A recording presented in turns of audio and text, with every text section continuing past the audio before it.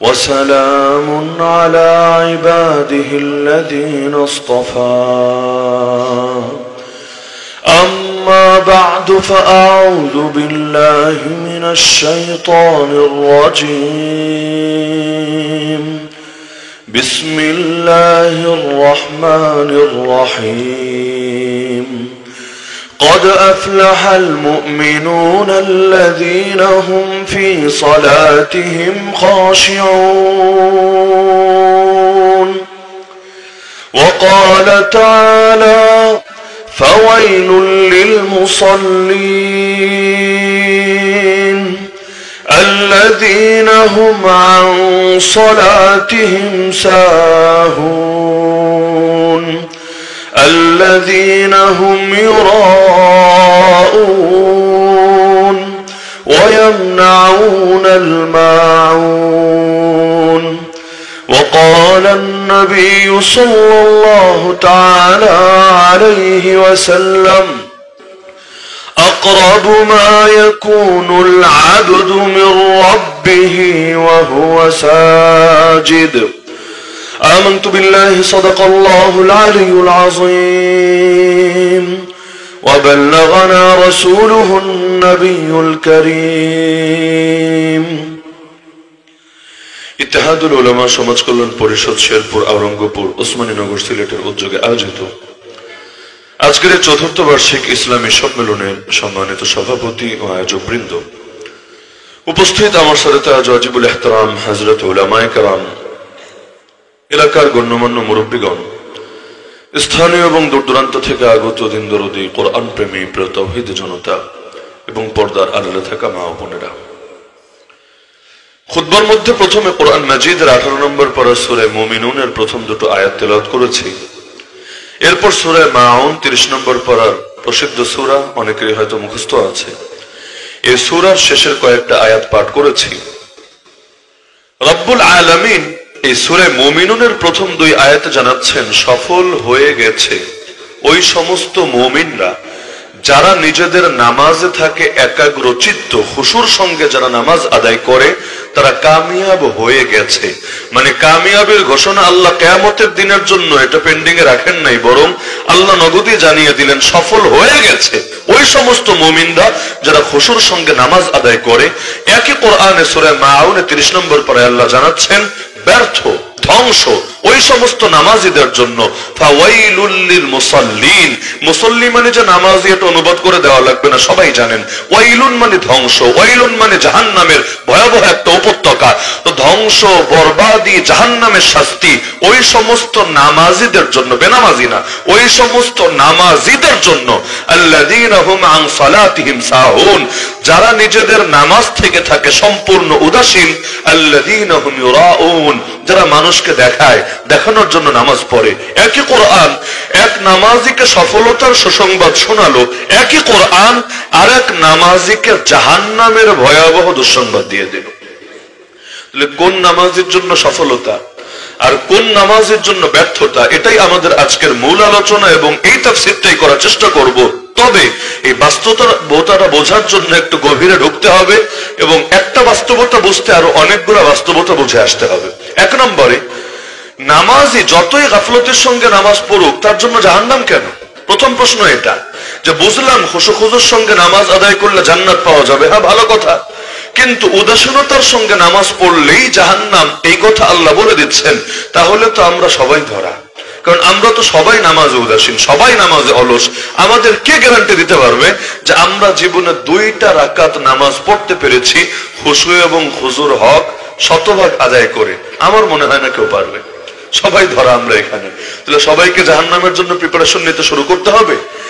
মূলত আল্লাহ তাআলা এই ধমকিটা দিয়েছেন মুনাফিকদেরকে, এদের দিলে ঈমানই নাই।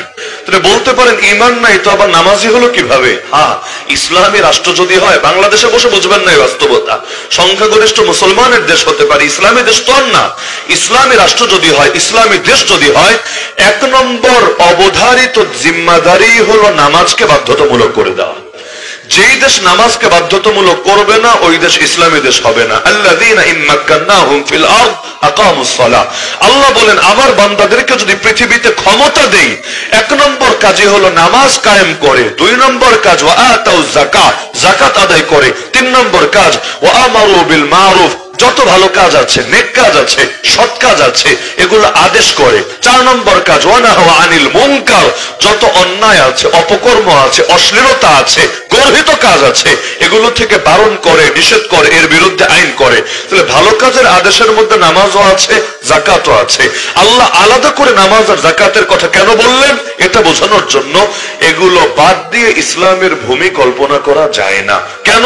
আল্লাহর সাথে যদি সম্পর্ক ঠিক না থাকে ওই দেশে রহমত দেবে কে, বরকত দেবে কে, শান্তি দেবে কে, কল্যাণ দেবে কে?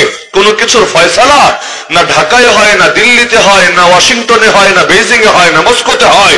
পৃথিবীর সব ফয়সালা একজনের থেকেই হয়, নাম তার লা হাওলা ওয়ালা কুওয়াতা ইল্লা বিল্লাহ। আল্লাহর তৌফিক ছাড়া কোনো শক্তি নাই, কোনো সামর্থ্য নাই। এখন যেমন ক্ষমতায় এসেই দিল্লিকে খুশি করতে চায় কেউ, ক্ষমতায় এসেই আরে একেবারে আমেরিকার প্রেসিডেন্টকে খুশি করতে চায়, তার মানে দুনিয়াবাসীরে খুশি করতে চায়। কেন? যাতে করে ক্ষমতার গদিটা মজবুত থাকে, দীর্ঘকাল পর্যন্ত শাসন ধরে রাখতে পারে। অথচ মুসলমান যদি হতো আসলেই সবার আগে খুশি করতো আল্লাহকে, কারণ আল্লাহ রাজি থাকলে তবেই গদি থাকবে, আল্লাহ রাজি না থাকলে গদি যে কোন দিক দিয়ে পালাবে টেরও পাবে না। যখন বান্দা সব দরজা বন্ধ রাখে যে আমার ক্ষমতা কেউ নিতে পারবে না, তুমি সব দরজা বন্ধ করলা, ডানের দরজা, বামের দরজা, সামনের দরজা, পেছনের দরজা, ওই দরজা কেমনে বন্ধ করবারে বান্দা? ওইখান থেকে যদি পাকড়াওয়া আসে, যেখানে গিয়ে তোমার চিন্তার দৌড় শেষ, সেখানে রবের কুদরতের দৌড় শুরু হবে। আবু জাহেল কি ভেবেছিল দুই পিচ্চির হাতে আর কোপানি খেতে হবে? ফেরাউন কি ভেবেছিল এত সুন্দর একটা সেতু, আরে কিসের পদ্মা সেতু আর যমুনা সেতু, এর চাইতে কি বিশাল সাগরের উপর দিয়ে সেতু, নদীর উপর দিয়ে না, সে তো মহাখুশি এই সেতু দিয়ে পার হবে। পাগলের একবার মাথায় আসে নাই এই সেতুটা আমিও বানাই নাই, আমার কর্মচারীও বানায় নাই, চায়নাও বানিয়ে দিয়ে যায় নাই। এই সেতু তো গায়েবের সেতু, আর গায়েবের সেতু তো গায়েবে সাহায্যপ্রাপ্ত বান্দার জন্য, ওর মতো পাপিষ্ঠের জন্য না। কিন্তু এটাও মাথায় আসে নাই, কারণ পতন যখন ঘনিয়ে আসে সূক্ষ্ম সূক্ষ্ম ব্যাপারেও মানুষ ভুল করে। আরে পাগলিটা যদি জানতো এক রাজাকার শব্দের পরিণতি কি হবে, তাহলে গালে দুনিয়াতে কতই তো আছে, রাজাকার শব্দ বলে কি আর এত বড় ক্ষতি ডেকে আনতো নিজের জন্য? মানুষের সেন্সও নিয়ন্ত্রণ করেন আল্লাহ। কখন যে কার পতন কোন কথা আর কোন কাজ দিয়ে হবে এটা একজনই জানেন, তিনি কে? আল্লাহ। তাহলে মুনাফিক আবার নামাজ পড়বে কেন? মুনাফিক নামাজ পড়বে পুলিশ থেকে বাঁচার জন্য, মুনাফিক নামাজ পড়বে আইনি জটিলতা এড়ানোর জন্য। কারণ ইসলামী রাষ্ট্র হলে বাধ্যতামূলক নামাজ পড়তেই হবে। কারণ তুমি নামাজ না পড়লে তুমি যে মুসলমান চিনবো কিভাবে? মুসলমান চেনার জন্য কি মুসলমানই খুলে খুলে দেখতে হবে নাকি? এটা তো সম্ভব না, গোপন ব্যাপারে হাতটা দেওয়া উচিত না। তাহলে তুমি যে মুসলমান চিনবো কিভাবে? এক নম্বর আলামতে নবী বলেছেন বাইনাল আবদি ওয়া বাইনাল কুফরি ওয়া শিরকি তারকুস সালাহ। একজন মুমিন বান্দা আর কুফর আর শিরকের মধ্যে পার্থক্যই হলো নামাজ। নামাজ কাফের যে হয় নামাজ ছেড়ে দেয়, মুমিন যে হয় নামাজ ধরে রাখে। কারণ ইন্না সালাতা তানহা আনিল ফাহশাই ওয়াল মুনকার, এই নামাজই অশ্লীল কাজ থেকে বাঁচাবে, এই নামাজই পাপ থেকে তাকে ফিরিয়ে রাখবে। যে আল্লাহর সঙ্গে সৎ, সে আশা করে যে বান্দার সঙ্গেও সৎ হবে। সবচাইতে বড় চোরকে যে নামাজে চুরি করে, কারণ যে নামাজে আল্লাহকে ফাঁকি দেওয়ার চেষ্টা করতে পারে রাষ্ট্রকে ফাঁকি দেবে, আইনকে ফাঁকি দেবে, সবাইকে ফাঁকি দেবে। আর যে আল্লাহর সঙ্গে সৎ, ইনশাআল্লাহ সে সুদ বলেন, ঘুষ বলেন, দুর্নীতি বলেন, সবকিছু থেকে নিজেকে বিরত রাখবে। আল্লাহর ভয় পারে একটা ইনসাফ ভিত্তিক সমাজ গড়ে তুলতে। পুলিশ মারলেই সমাজে ইনসাফ আসবে না, হামলা মামলা বেশি করলে সমাজে ইনসাফ আসবে না। সমাজে ইনসাফ আসবে দিল তৈরি হলে। দিল আর দিল তৈরি হয় যদি বান্দার দিল আল্লাহর ভয় থাকে। তাহলে মুনাফিকও সে নামাজ পড়ে, তবে নামাজটা তো দিল থেকে পড়ে না, কারণ তার দিলে তো আল্লাহ নাই।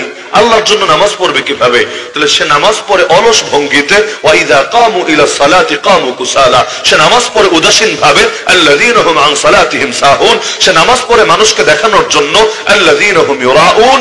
তো যেহেতু মানুষকে দেখানোর জন্য পড়ে, সুতরাং এই নামাজ পড়ে লাভ নাই তার, বরং সে জাহান্নামে যাবে। নামাজ তো কাদিয়ানিও পড়ে, নামাজ তো হিজবুত তাওহীদও পড়ে, নামাজ তো আহলে কোরআনও পড়ে। তো তোর দিলে যদি ঈমান না থাকে, তোর নামাজ তোকে বাঁচাবে না জাহান্নাম থেকে। কারণ গাছের যদি শিকড় কাটা থাকে, উপর দিয়ে পানি ঢাললে কি হবে? আরে সংখ্যা যদি না থাকে, শূন্য 1 লাখ শূন্য যদি বসানো হয় এর দাম কি হবে? সংখ্যা যদি থাকে এর ডানে যদি শূন্য বসানো হয় এটার দাম আছে। সংখ্যা কিছুই নাই, খালি শূন্য আর শূন্য আর শূন্য, কি লাভ হবে? আমল হলো 0, ঈমান হলো সংখ্যা। তো সংখ্যা যদি থাকে সঙ্গে আমল একটা অ্যাড হলে 10, সর্বনিম্ন 10। যদি আমল আরো অ্যাড হয়, যত হতে থাকবে তত তার মর্যাদা বাড়বে। ঈমান নাই তার কিছুই নাই। তাহলে মুনাফিকরা নামাজ পড়ে ঠেকা থেকে, মানে বাধ্যতামূলক থাকে ইসলামী রাষ্ট্রে, এখনো আছে, মিডল ইস্টে গেলেও দেখবেন, যদিও ইসলাম পুরোপুরি নাই সেখানে, তো নামাজের লাইনে কড়াকড়িটা আছে থাকার কারণে আজান হলেই শাটার লাগিয়ে দিচ্ছে, আজান হলেই সবাই মসজিদে ছুটে আসছে। এই যে বাজার মসজিদ গুলোতে যে সমস্ত ব্যবসায়ীরা নামাজের জামাত চলাকালেও দোকান বন্ধ করে না, ওদের বিরুদ্ধে সামাজিক প্রতিরোধ গড়ে তোলা হচ্ছে। আরে ভাই, নামাজ পড়লা কি পড়লো না তার চাইতে বড় বিষয় এই যে জামাতের প্রতি সম্মান প্রদর্শন করতে পারলা না, শ্রদ্ধা প্রদর্শন করতে পারলা না, তোমার তো মুসলিম পরিচয় দিতে লজ্জা হওয়া উচিত। আরে 5 মিনিট ব্যবসা না করলে কি ক্ষতি হবে? কয়টা কাস্টমার ছুটবে? রিজিক তো আল্লাহর হাতে। মসজিদে ঢোকো আল্লাহর নাম নিয়ে, আল্লাহুম্মা ইফতাহলি আবওয়াব রাহমাতিক, হে আল্লাহ আমার জন্য রহমতের সব কয়টা দরজা খুলে দেন। আবার বের হবে আল্লাহর নাম নিয়ে, আল্লাহুম্মা ইন্নী আসআলুকা মিন ফাদলিক, হে আল্লাহ তোমার কাছে রিজিক চাই। রিজিক এখানে ফজল মানে হলো রিজিক, হে আল্লাহ তোমার কাছে রিজিক চাই। ঢুকলেন রহমতের দোয়া করে, বের হলেন রিজিক চেয়ে। মানে বুঝতে পারছেন বিষয় কি হয়েছে? ঢোকার সময় রহমত চেয়ে ঢুকে আল্লাহকে সন্তুষ্ট করে, বের হওয়ার সময় রিজিকের ফয়সালা কবুল করিয়ে বের হলেন। এবার আপনার বরকত কে ঠেকাবে? আর যে নামাজ পড়েন ও রিজিক আসবে কোত্থেকে?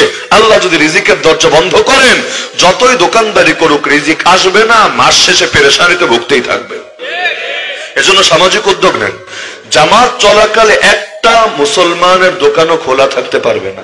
রমজান মাসে যেমন, ভাই তুই রোজা না রাখলে নাই, কিন্তু তুই প্রকাশ্যে খাবি রোজাদারদের সামনে, হোটেল খুলে তুই ব্যবসা করবি, রোজাদারদের দিলে কষ্ট দিবি, এটা কোনো মুসলিম সমাজের নিদর্শন হতে পারে না। পাপ করবা এটা যেমন অন্যায়, কিন্তু এই পাপকে তুমি একটা এস্টাবলিশ করে ফেলবে এবং অন্যদের জন্য লজ্জার কারণ হবে, এটা তার চাইতে আরো বড় অন্যায়। ব্যবসায়ীরা উদ্যোগ নেন যে নামাজের টাইমে সব দোকানে শাটার লাগাতে হবেই হবে। দেখবেন আপনাদের এই উদ্যোগ ইনশাআল্লাহ এই বাজারকে আরো বরকতময় বানিয়ে তুলবে ইনশাআল্লাহ।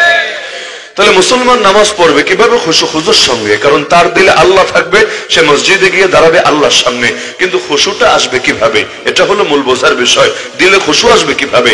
একটা বাস্তবতা মাথায় বসিয়ে নেন, খুশুর সম্পর্ক শুধু নামাজের সাথে না, খুশুর সম্পর্ক মুসলমানের জীবনের প্রতিটা কাজের সাথে। খুশু মানে কি বিনয়, খুশু মানে অঙ্গ প্রত্যঙ্গকে আল্লাহর জন্য বিনীত করা। এর সম্পর্ক শুধু নামাজের সাথে না, এর সম্পর্ক আমাদের দৈনন্দিন সবগুলো কাজের সাথে।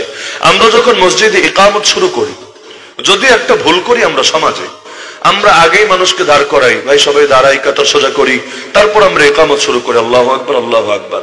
এটা একটা সুন্নাহর বিপরীত তরিকা, খেলাফে সুন্নাত কাজ। বেদাত বলবো না আমি, বেদাত না, তবে এটা খেলাফে সুন্নাত কাজ, খেলাফে সুন্নাত কাজ। কেন? ইকামত শব্দের অর্থ হলো দাঁড় করানো। যে কেউ যারা আরবি বোঝেন ডিকশনারি ঘাটেন আজকে বাসায় গিয়ে, ইকামত শব্দের অর্থ কি? দাঁড় করানো। দাঁড় কাকে করায়? যে দাঁড়িয়ে আছে তাকে, না যে বসে আছে তাকে? এই যে ভাইরা তো দাঁড়িয়ে আছে, আমি যদি বলি তাদের জন্য ইকামত করছে, মানে এটা কি? ওরা তো দাঁড়ানোই, ওদেরকে আবার কি দাঁড় করাবো? কিন্তু আপনাদের জন্য ইকামত মানে আপনারা বসে আছেন, আপনারা দাঁড়িয়ে যাবেন। তাহলে আগ থেকেই যদি দাঁড় করাই, সবাই দাঁড়াই, কাতার সোজা করি, ইকামতের কি দরকার আছে? আল্লাহু আকবার বলে নামাজ শুরু করে দিলেই চলে। ইকামতের মূল বিষয়ই হলো কাতার সোজা করা, সবাই দাঁড়িয়ে যাওয়া। তো এই কাজ যদি আলাদা কথা দিয়ে করতে হয়, ইকামতের সার্থকতা থাকে না।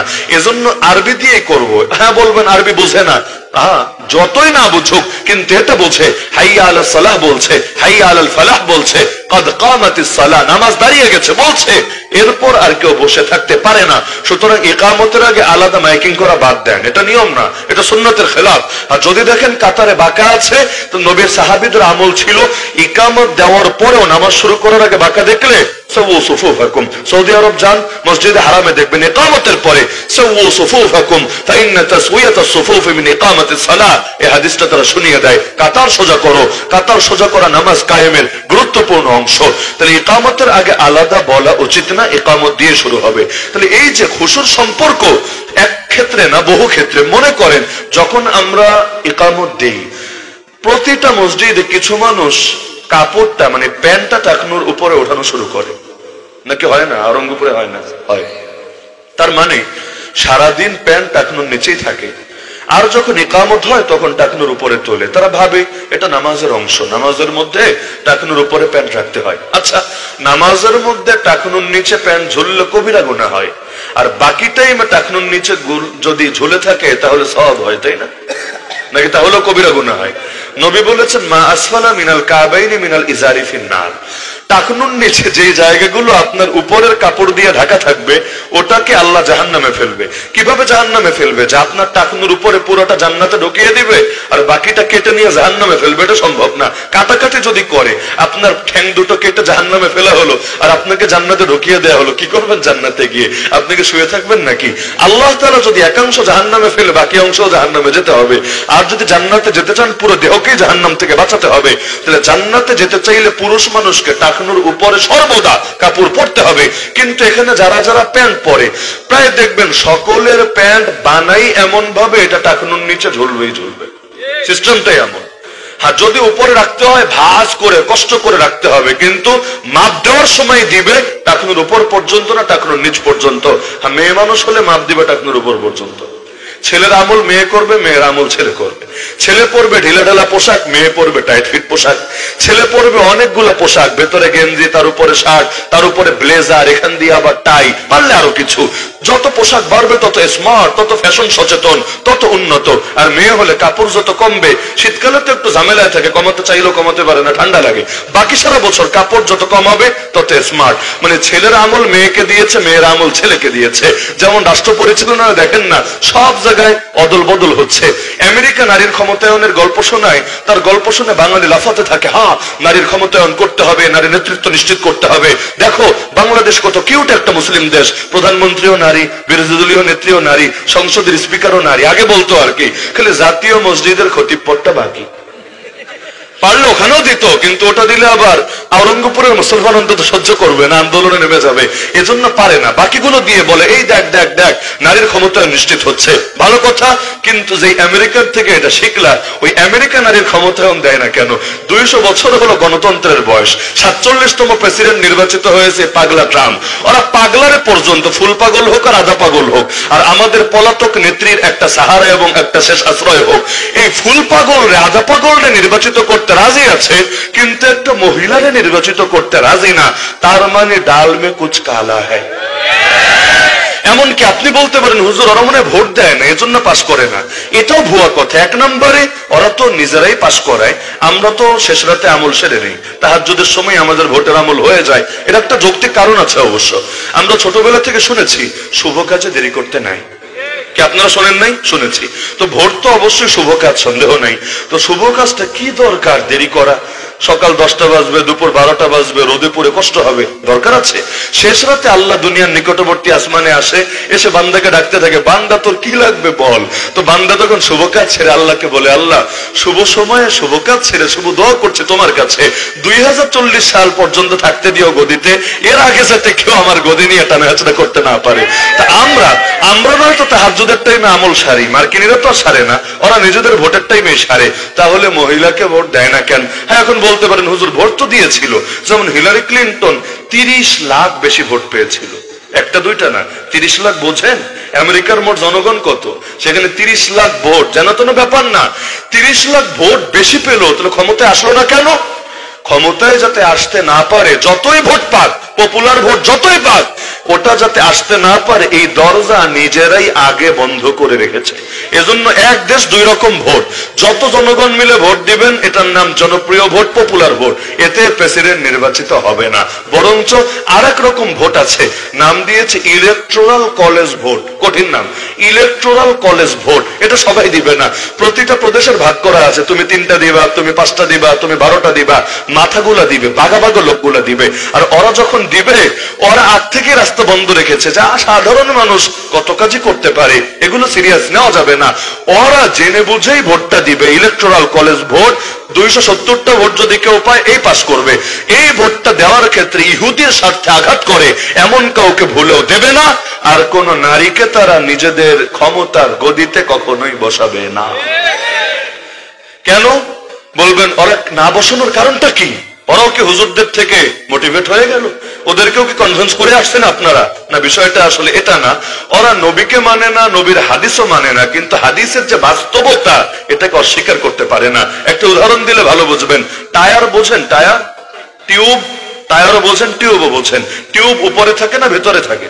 ভেতরে। আর টায়ার উপরে থাকে না ভেতরে? উপরে। টায়ার যদি উপরে থাকে, টিউব যদি ভেতরে থাকে, গাড়ি স্বাভাবিকভাবে চলবে যতক্ষণ এটা নিরাপদ আছে, ফুটা ফাটা হয় নাই, লিক হয় নাই। কিন্তু যদি উল্টা হয়, টায়ার দেওয়া হয় ভেতরে, টিউব আনা হয় বাহিরে, গাড়ি চলবে তো সুন্দরভাবে, তাই না? চলবে? চলবে না। এই বাস্তবতা আমরা না মানলেও ওরা ঠিকই মেনে নিয়েছে। লা ইউফলিহা কওমুন ওয়াল্লাউ আমরাহুম ইমরাআতান, সহিহ বুখারীর হাদিস। বুখারী থেকে সহিহ হাদিস থাকে না ভেজাল হাদিস থাকে? আল্লাহর কোরআনের পর সবচেয়ে বিশুদ্ধ কিতাব বলা হয় বুখারী শরীফকে। বুখারী শরীফকে আসাহুল কুতুবি বাদা কিতাবিল্লাহ। বুখারীতে হাদিস আছে, নবী বলেছেন ওই জাতি কোনদিনও সফল হতে পারে না যারা কোন নারীর হাতে নিজেদের রাষ্ট্র ক্ষমতা তুলে দিয়েছে। আমি বলি নাই, কে বলেছেন? যতই খেপেন লাভ নাই, আমার উপর খেপে লাভ নাই, খেপলে নবীর উপর খেপেন, খেপলে বুখারীর উপর খেপেন। কারণ হাদিস সত্য, এই হাদিসকে কেউ অস্বীকার করতে পারে নাই, পারবেও না, এবং এর বিপরীত তরিকা দিয়ে কেউ সফল হতে পারে নাই, পারবেও না।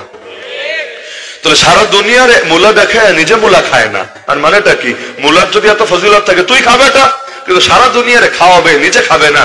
এখান থেকে বোঝা যাবে দুনিয়ার এই কাফের গুলো ভণ্ড ছাড়া কিচ্ছু না।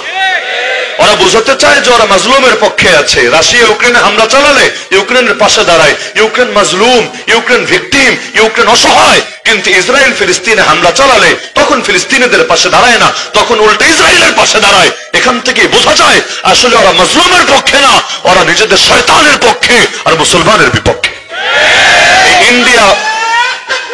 এই ইন্ডিয়া বাংলাদেশের সংখ্যালঘুদের অধিকার নিয়ে বয়ান শোনায় যে বাংলাদেশে সংখ্যালঘুরা নির্যাতিত হচ্ছে, সংখ্যালঘুদের ঘর পোড়ানো হচ্ছে। কত মায়া, কত দয়া, কত প্রেম, কত ভালোবাসা। আরে বাংলাদেশের সংখ্যালঘু নিয়ে কথা বলার নৈতিক কোন অধিকার তোর আছে? তোর নিজের দেশের সংখ্যালঘুদের দিকে একবার তাকা। ইন্ডিয়ার বুকে সংখ্যালঘু তথা মুসলমানরা যেই পরিমাণ মাজলুম, পৃথিবীর খুব কম দেশেই তার সংখ্যালঘুর এই পরিমাণ মাজলুম। দাবি করে গণতান্ত্রিক দেশ, দাবি করে সেকুলার দেশ, দাবি করে সমানাধিকারের দেশ, এটার সমানাধিকার বলে মুসলমানের দান তো গরুর চাইতেও কমিয়ে দিয়েছে। গোরক্ষার নামে মুসলমানকে জবাই করে ফেলে। বল জয় শ্রীরাম বল, এই জয় শ্রীরাম স্লোগানকে এত দামি বানিয়েছে, মুসলমানকে বলতে বাধ্য করে, যদি না বলে পিটিয়ে মেরে ফেলে। 6 বছরের মেয়ে ছিল আসিফা, তাকে পর্যন্ত মন্দিরে আটকে রেপ করে গণধর্ষণ করে করে মেরে ফেলেছে। এমনকি তার মাথাটাকে পর্যন্ত পাথর দিয়ে থেতলে দিয়েছে। আবার পুরো বছর জুড়ে যতগুলো পর্ন সাইট আছে সবচাইতে বেশি এটা লিখে সার্চ করেছে কিভাবে আসিফাকে রেপ করা হয়েছে, এটা দেখতে চায়, এটা দেখে নিজেদের কুচাহিদা মিটাতে চায়। একটা জাতি কতটা নিকৃষ্ট হলে এতটা নিচে নেমে আসতে পারে। ওরা সংখ্যালঘু নিয়ে বয়ান দেয়, আরে কাশ্মীরে তাকা, আসামে তাকা, অযোধ্যায় তাকা, দিল্লিতে তাকা, সাহারানপুরে তাকা। আরে বাবরি মসজিদ ভেঙে রাম মন্দির বানানো হলো, এটার দিকে তাকা। যেই দেশে মুসলমান এত বেশি মাজলুম, স্বাধীনভাবে কথা বলতে পারে না, স্বাধীনভাবে পথ চলতে পারে না। আরে মেয়েরা হিজাব পরবে, নিকাব বাদ দেন, হিজাব পরে কলেজে যাবে, ভার্সিটিতে যাবে, এটা পর্যন্ত সহ্য করে না, মাথা থেকে হিজাব কেড়ে নিতে চায়। ওই মুস্কানের তাকবীর কে না দেখেছে? মুস্কান একটা কিশোরী মেয়ে, তার ভার্সিটিতে ঢুকবে, দিবে না তাকে হিজাব নিয়ে ঢুকতে। তার সামনে জয় শ্রীরাম স্লোগান শুরু করেছে। আল্লাহর বান্দিকে আল্লাহ ঈমান দিয়েছে, ঈমান তার সাথে কেউ নাই, একটা মুসলিম যুবকও নাই। কিন্তু একটা কিশোরী নারী নিজের জান, নিজের ইজ্জত কোনো কিছুর পরোয়া না করে ওদের সামনে প্রকাশ্যে বলতে শুরু করেছে, আল্লাহু আকবার, আল্লাহু আকবার, আল্লাহু আকবার। তাহলে মুসলমানকে যারা এত পরিমাণ জুলুম করে, তারা আমাদেরকে সবক শেখায় সংখ্যালঘুর অধিকার কিভাবে রক্ষা করতে হবে। চালুনি যদি সুইকে বলে, সুই তোর পেছনে ছিদ্র কেন? কেমন হাস্যকর ব্যাপার। সুইয়ের পেছনে ছিদ্র আছে সত্য, মাত্র একটা ছিদ্র, আর চালুনির পুরো গায়ে ছিদ্র। ওর নিজের ছিদ্রের দিকে তাকায় না, আরেকজনের ছিদ্র নিয়ে পড়ে থাকে। এটা যদি হাস্যকর ব্যাপার না হয়, তাহলে হাস্যকর ব্যাপার দুনিয়াতে কোনটা হবে? এই ইন্ডিয়া কোন অধিকারই রাখে না বাংলাদেশ নিয়ে কথা বলা। আমরা তো জবাব দিতে দিতে শেষ, পাল্টা প্রশ্ন ছুড়ব কবে? আমাদেরকে গালি দিবে জঙ্গি, আমরা বলবো না না না না, আমরা জঙ্গি না, আমরা ভালো মানুষ, দেখো আমরা কত সুশীল, কত প্রগতিশীল, কত আধুনিক মনস্ক, হ্যাং ত্যাং। ওদের প্রশ্ন ওদের দিকে ছুড়ে দেন না। আরে জঙ্গি কারে বলে? তোরা না শিখিয়েছিস ধর্মের নামে যে সন্ত্রাস করে তারা জঙ্গি বলে? তোরা বিজেপির লোকেরা, আরএসএস এর লোকেরা, আর তোদের চামচা স্কুলের এই দালালরা, এরা তো ধর্মের নামেই সন্ত্রাস ছড়িয়েছে, কোনো সন্দেহ নাই। ধর্মের নামেই মানুষ মেরেছে, ধর্মের নামে রেপ করেছে। বাংলাদেশের 68,000 মেয়ে, গত 2-2.5 মাস আগে পত্রিকা এসেছে, বাংলাদেশের 68,000 মেয়ে ভারতের বিভিন্ন পতিতালয়ে পাচার হয়ে গিয়েছে। বেশিরভাগ প্রেমের ফাঁদে, এই প্রেমের ফাঁদে ফেলে কত নারীকে যে হত্যা করলো, কত নারীকে ধর্ষণ করলো, কত নারীকে গর্ভবতী বানিয়ে পালালো, আর কতজনকে ধরে ধরে বর্ডারের ওপারে পাচার করলো। এগুলোর বিচার কবে হবে, কোথায় হবে? এই যে মধুখালীর পঞ্চপল্লীতে শ্রমিকদেরকে পিটিয়ে মেরেছিল, সবাই জানেন, যার মধ্যে 30 পারার হাফেজে কোরআনও আছে। ওই যে পঞ্চপল্লীতে পিটিয়ে মেরেছিল, এর বিচার হয়েছে?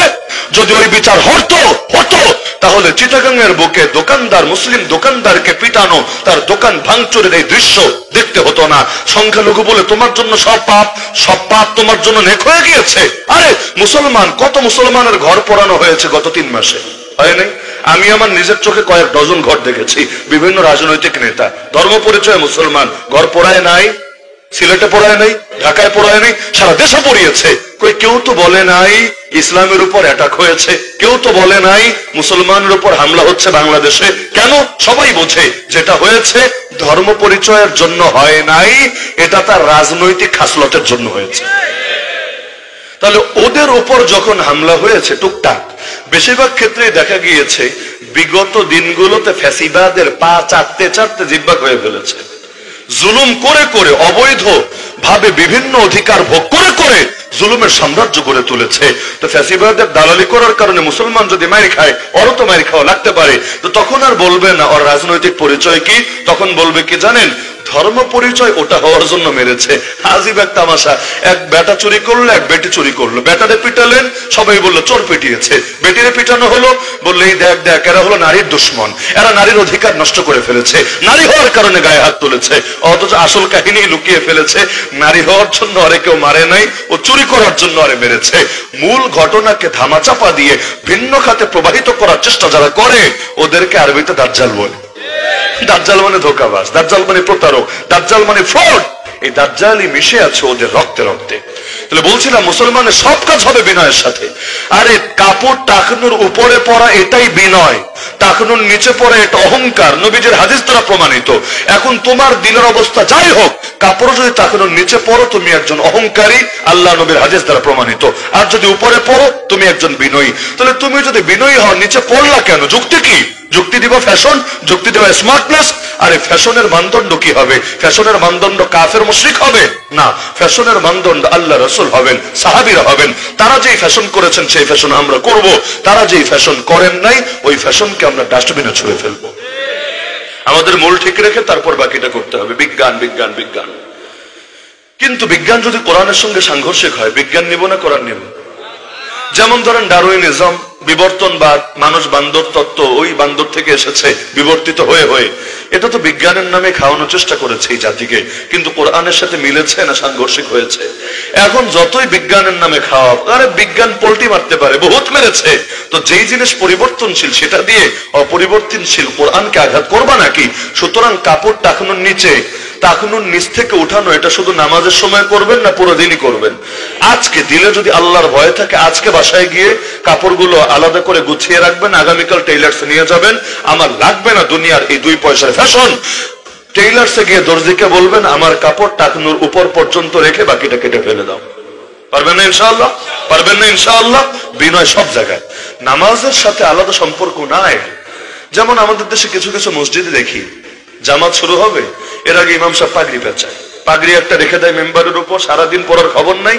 নামাজ শুরু হবে, ইকামত শুরু হবে, এই সময় এসে দড়ির মতো, দেখেও না বাধা হলো কি হয় না, দড়ির মতো একটা প্যাঁচ দেয়, সালামটা ফেরানো শেষ, খুলে রেখে দেয়, বুঝায় এটা হলো নামাজের সুন্নত। অথচ গলত, ভুল মাসালা, এটা নামাজের সুন্নত না, এটা হলো পোশাকের সুন্নত।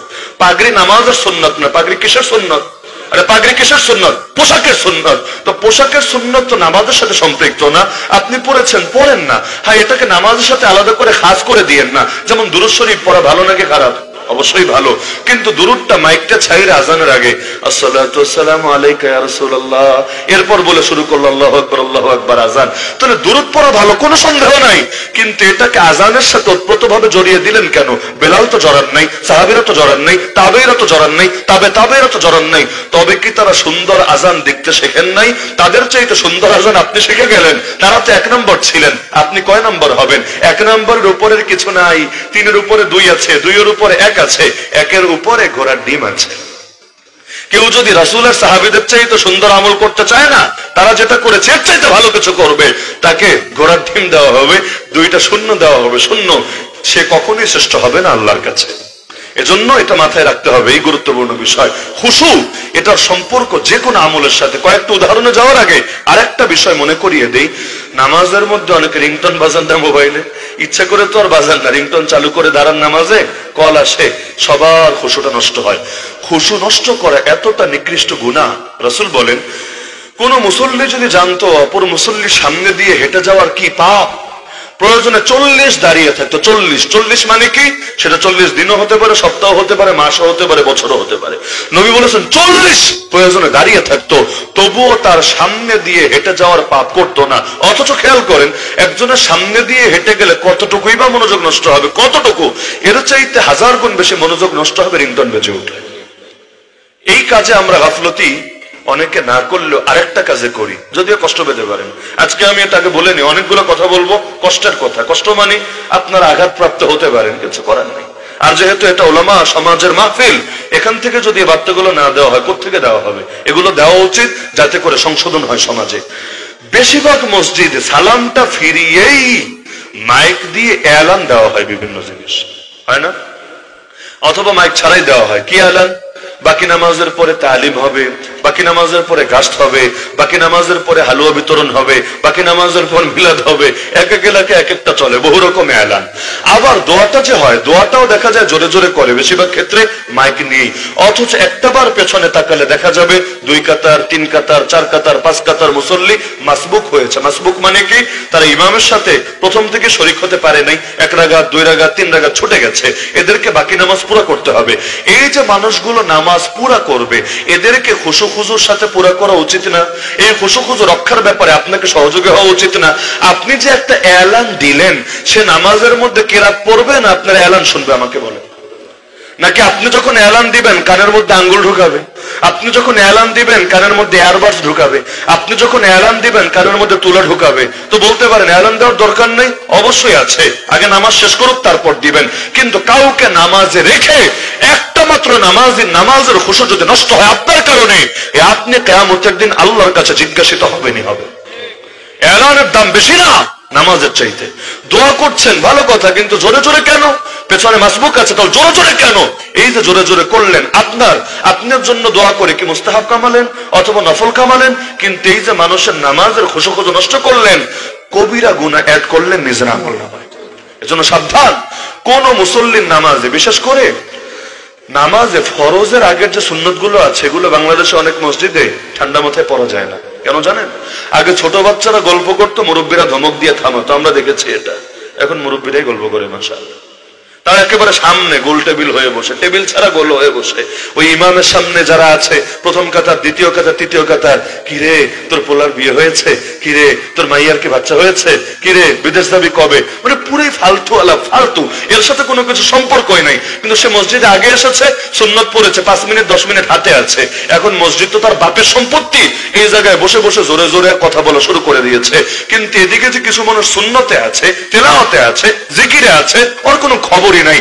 আরে ওই যে আল্লাহর বান্দার আমল নামায় দিয়ে কি গুনাহটা লেখা হচ্ছে যদি বুঝতো, প্রয়োজনে মুখের মধ্যে লাগাম পড়ে থাকতো, গরুর মতো লাগাম, তবুও মুখ দিয়ে কথা বলতো না।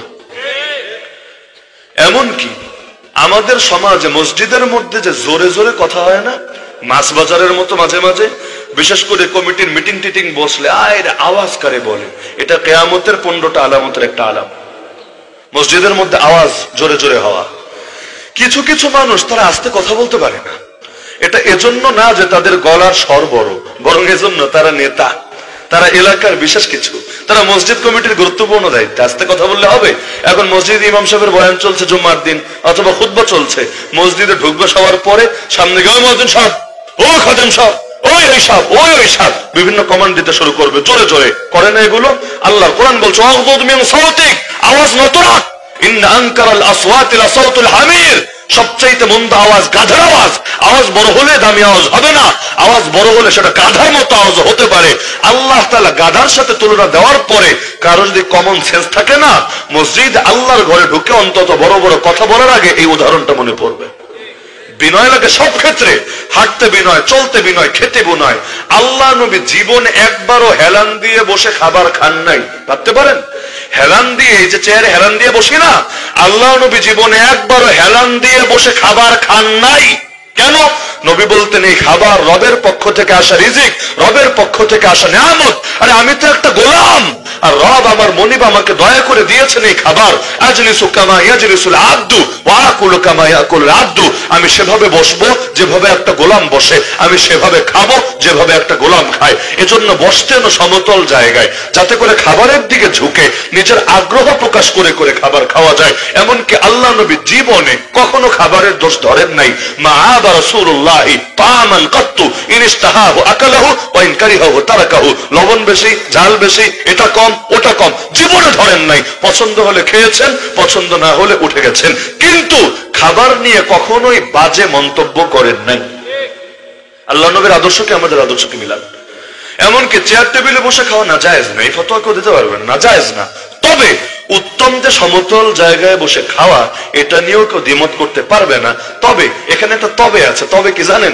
আমরা যারা দস্তরখানে বসে খাবার খাই, বেশিরভাগ মানুষের দস্তরখান এতটা নোংরা থাকে, এখানে খাবার পড়লে সেই খাবার উঠিয়ে খাওয়া রুচি হয় না। কেন? দস্তরখান মাসে একদিন ধোয়েও না। আবার দস্তরখান মোছার জন্য আলাদা একটা ন্যাকড়া আছে, ন্যাকড়া, যেটা দিয়ে দস্তরখানে মুছে, এটার মধ্যে কত দিনের তরি তরকারি লাগা। এটা দিয়ে যখন মুছবে, ও নিশ্চিত এই দস্তরখানে ধীরে ধীরে ব্যাকটেরিয়া হবে, জীবাণু হবে, বিভিন্ন সংক্রামক ছড়াবে। এখন হাত থেকে যখন খাবার পড়লো, দস্তরখান কাপড় মূল বিষয় না, কাগজ মূল বিষয় না, মূল বিষয় এমন কিছু যেখানে খাবার পড়লে উঠিয়ে খাওয়া যায়। যখন খাবারটা পড়লো সেখানে উঠিয়ে খাবে কিভাবে? সে চিন্তা করবে এতে যে জীবাণু মিশে গেছে, ওটা খেলে আমার ভেতরে রোগ হবে। তো দস্তরখান কাপড় তো বিশালা ভাই, সব হবে না। তাও কেন? কারণ দস্তরখানের মূল উদ্দেশ্যই ছিল কিছু পড়লে সেটা যাতে উঠিয়ে খাওয়া যায়। এমনকি ওই সৌদি আরবে যান, দেখবেন যে কেমন দস্তরখান দেয়, শুকনো খাবার, ওই অন টাইম দস্তরখান, আলাদা প্লেট নাই, ওইটাই প্লেট, ওইটাই দস্তরখান, ব্যাস হক আদায় হবে।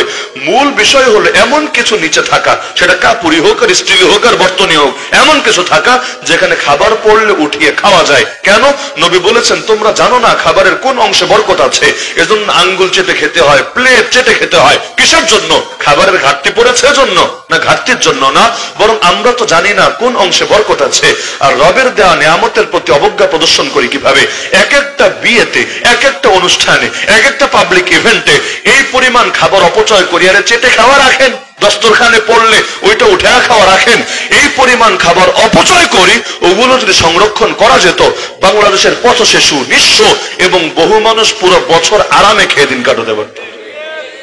এগুলো যে আদবের অংশ তো ভুলে গিয়েছে আমরা।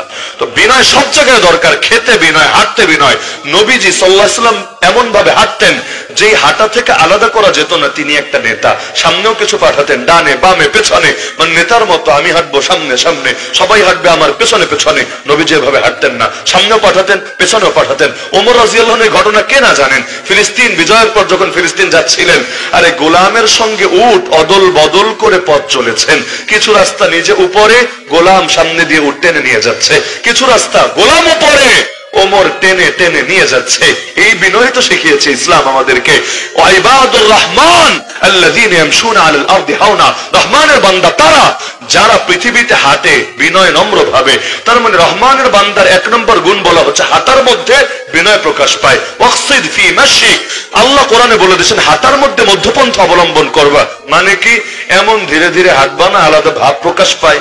আবার খুব বেশি দ্রুত হাঁটবা না, এটা থেকেও আলাদা করে নজরে আসে। হাঁটবা তুমি স্বাভাবিক মধ্যপন্থার সাথে। আল্লাহ রাসূল বলেন কোন মানুষের অনিষ্টের জন্য এটাই যথেষ্ট, মানুষ তার দিকে আঙ্গুল দিয়ে ইশারা করে, ওই দেখ একটা হেঁটে যায়, ওই দেখ একটা কথা বলে। এই যে বিশেষ কিছু হওয়ার চেষ্টা করা, নবী বলেন একজনের ক্ষতির জন্য এটাই যথেষ্ট, কারণ ধীরে ধীরে সে অহংকারী হবে, সে দাম্ভিক হবে। তাহলে কি পরিমাণ সতর্কতা কোরআন মাজিদে। তাহলে প্রতিটা ক্ষেত্রে খুশু লাগবে নাকি লাগবে না? জাকাত, জাকাত দিতে হবে খুশুর সাথে, না হলে জাকাত কবুল হবে না। দলিল আল্লাহ বলেন ওয়াল্লাযীনা ইউতুনা মা আতাউ ওয়া কুলুবুহুম ওয়াজিলা আন্নাহুম ইলা রাব্বিহিম রাজিউন। আল্লাহর বান্দারা যাকাত দেয় অথবা ওয়াজিব দানগুলো দান করে এমন অবস্থায় অন্তর আল্লাহর ভয়ে ভীত থাকে, তাকে একদিন আল্লাহর কাছে ফিরে যেতে হবে এই কথা তার দিলে জাগ্রত থাকে। মানে কি? আমরা তো যাকাত দেই কিভাবে জানেন? নিজেকে শ্রেষ্ঠ আর যাকাত গ্রহীতাকে আমার চাইতে নিম্নমানের বিবেচনা করে নিয়ে যাবে ট্রাক, জাকাতের শাড়ি, জাকাতের লুঙ্গি, জাকাতের পাঞ্জাবি ইত্যাদি ইত্যাদি। সিরিয়াল দাও, সবাই দাও। সিরিয়াল এলোমেলো হলে বকা ঝকা মারামারি, এমনকি অনেক জায়গায় জাকাত নিতে গিয়ে মারা যায়, পায়ের তলায় পদপিষ্ট হয়ে মারা যায়। এই যে জাকাত দেওয়া হচ্ছে মানুষগুলোকে তাচ্ছিল্য করে করে, খুশু কোথায়? কোরআন বলছে জাকাত দিতে হবে দিলের মধ্যে আল্লাহর ভয় সহকারে, নিজেকে অধম মনে করে তাকে উত্তম মনে করে। বলবেন কেন তাকে উত্তম মনে করব? আরে ভাই, তুমি তোমার সম্পদ তাকে দিচ্ছ না, তার হক তাকে দিচ্ছ। মাথায় রাখবেন, আমি আমার সম্পদ তাকে দিচ্ছি না, আমার রিজিক আমিই খাবো, আমার রিজিক দুনিয়ার কেউ খেতে পারবে না, আমি তার হক তাকে দিচ্ছি। সে আছে বলে আমি এই ফরজ বিধানের উপর আমল করতে পারছি, সে যদি না থাকতো আমল করতাম কিভাবে? তো যে ইবাদত যার সঙ্গে সম্পর্কিত তার প্রতি শ্রদ্ধা প্রদর্শন করা লাগে। মসজিদের সাথে নামাজ সম্পর্কিত, শ্রদ্ধা প্রদর্শন করতে হয়। আমরা যে ইলম শিখতাম না, উস্তাদরা শিখিয়ে দিতেন, বই হোক, কাগজ হোক, খাতা হোক, কলম হোক, সবগুলোর প্রতি সম্মান দেখাতে হবে। কেন? এগুলো তোমার ইলম শেখার মাধ্যম। তাহলে যাকাত যাকে দিবেন তার প্রতি আপনার সম্মান প্রদর্শন করতে হবে। এমন কি আত্মীয় স্বজনের মতো যাকাত দিলে এটা বইলা দিয়েন না এটা যাকাত। কেন জানেন? কষ্ট পাবে, মনে কষ্ট পাবে যে তাকদীরের লেখায় আজকে তুই বড় লোক, আজকে আমি ছোট লোক, তোর যাকাত খেয়ে আমাকে থাকতে হচ্ছে। দিলে কি আছে যার জানার তিনি জানেনি।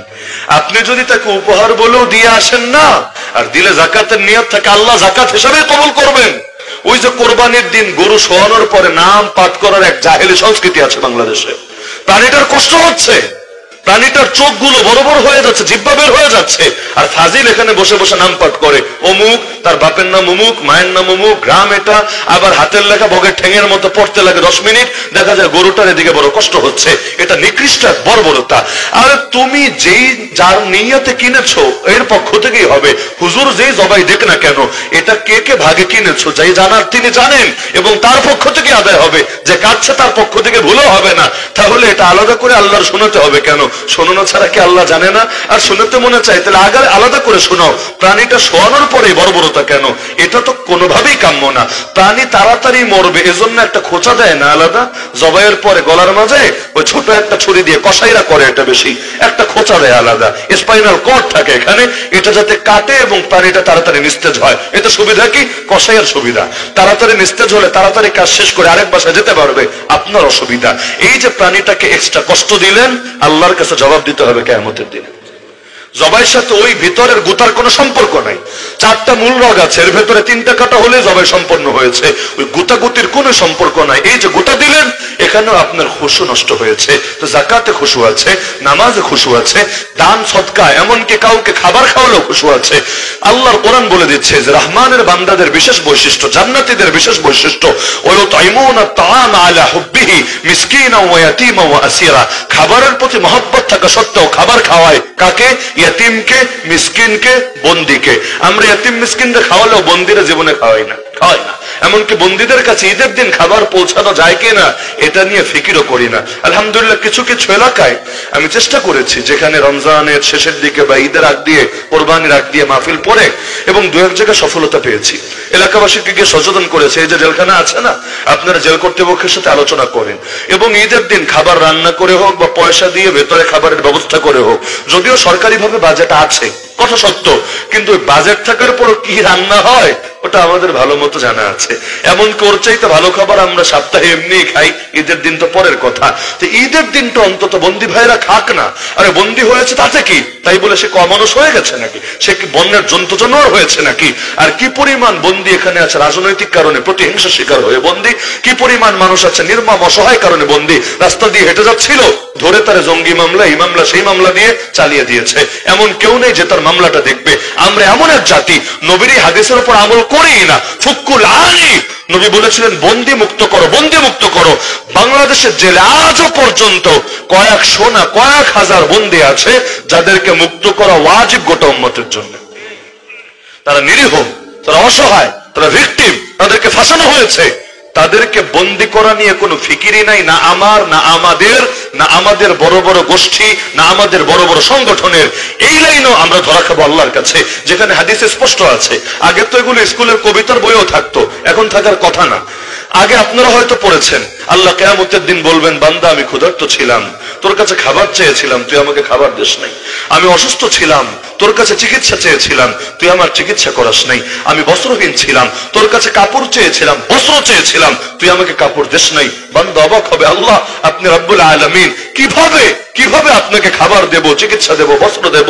আল্লাহ বলবে, আরে বান্দা, তোর কাছে একজন ক্ষুধার্ত গিয়ে খাবার চেয়েছিল, তুই যদি তাকে খাবার দিতি তাহলে আমার সন্তুষ্টি এর ভেতর দিয়ে পেয়ে যেতি।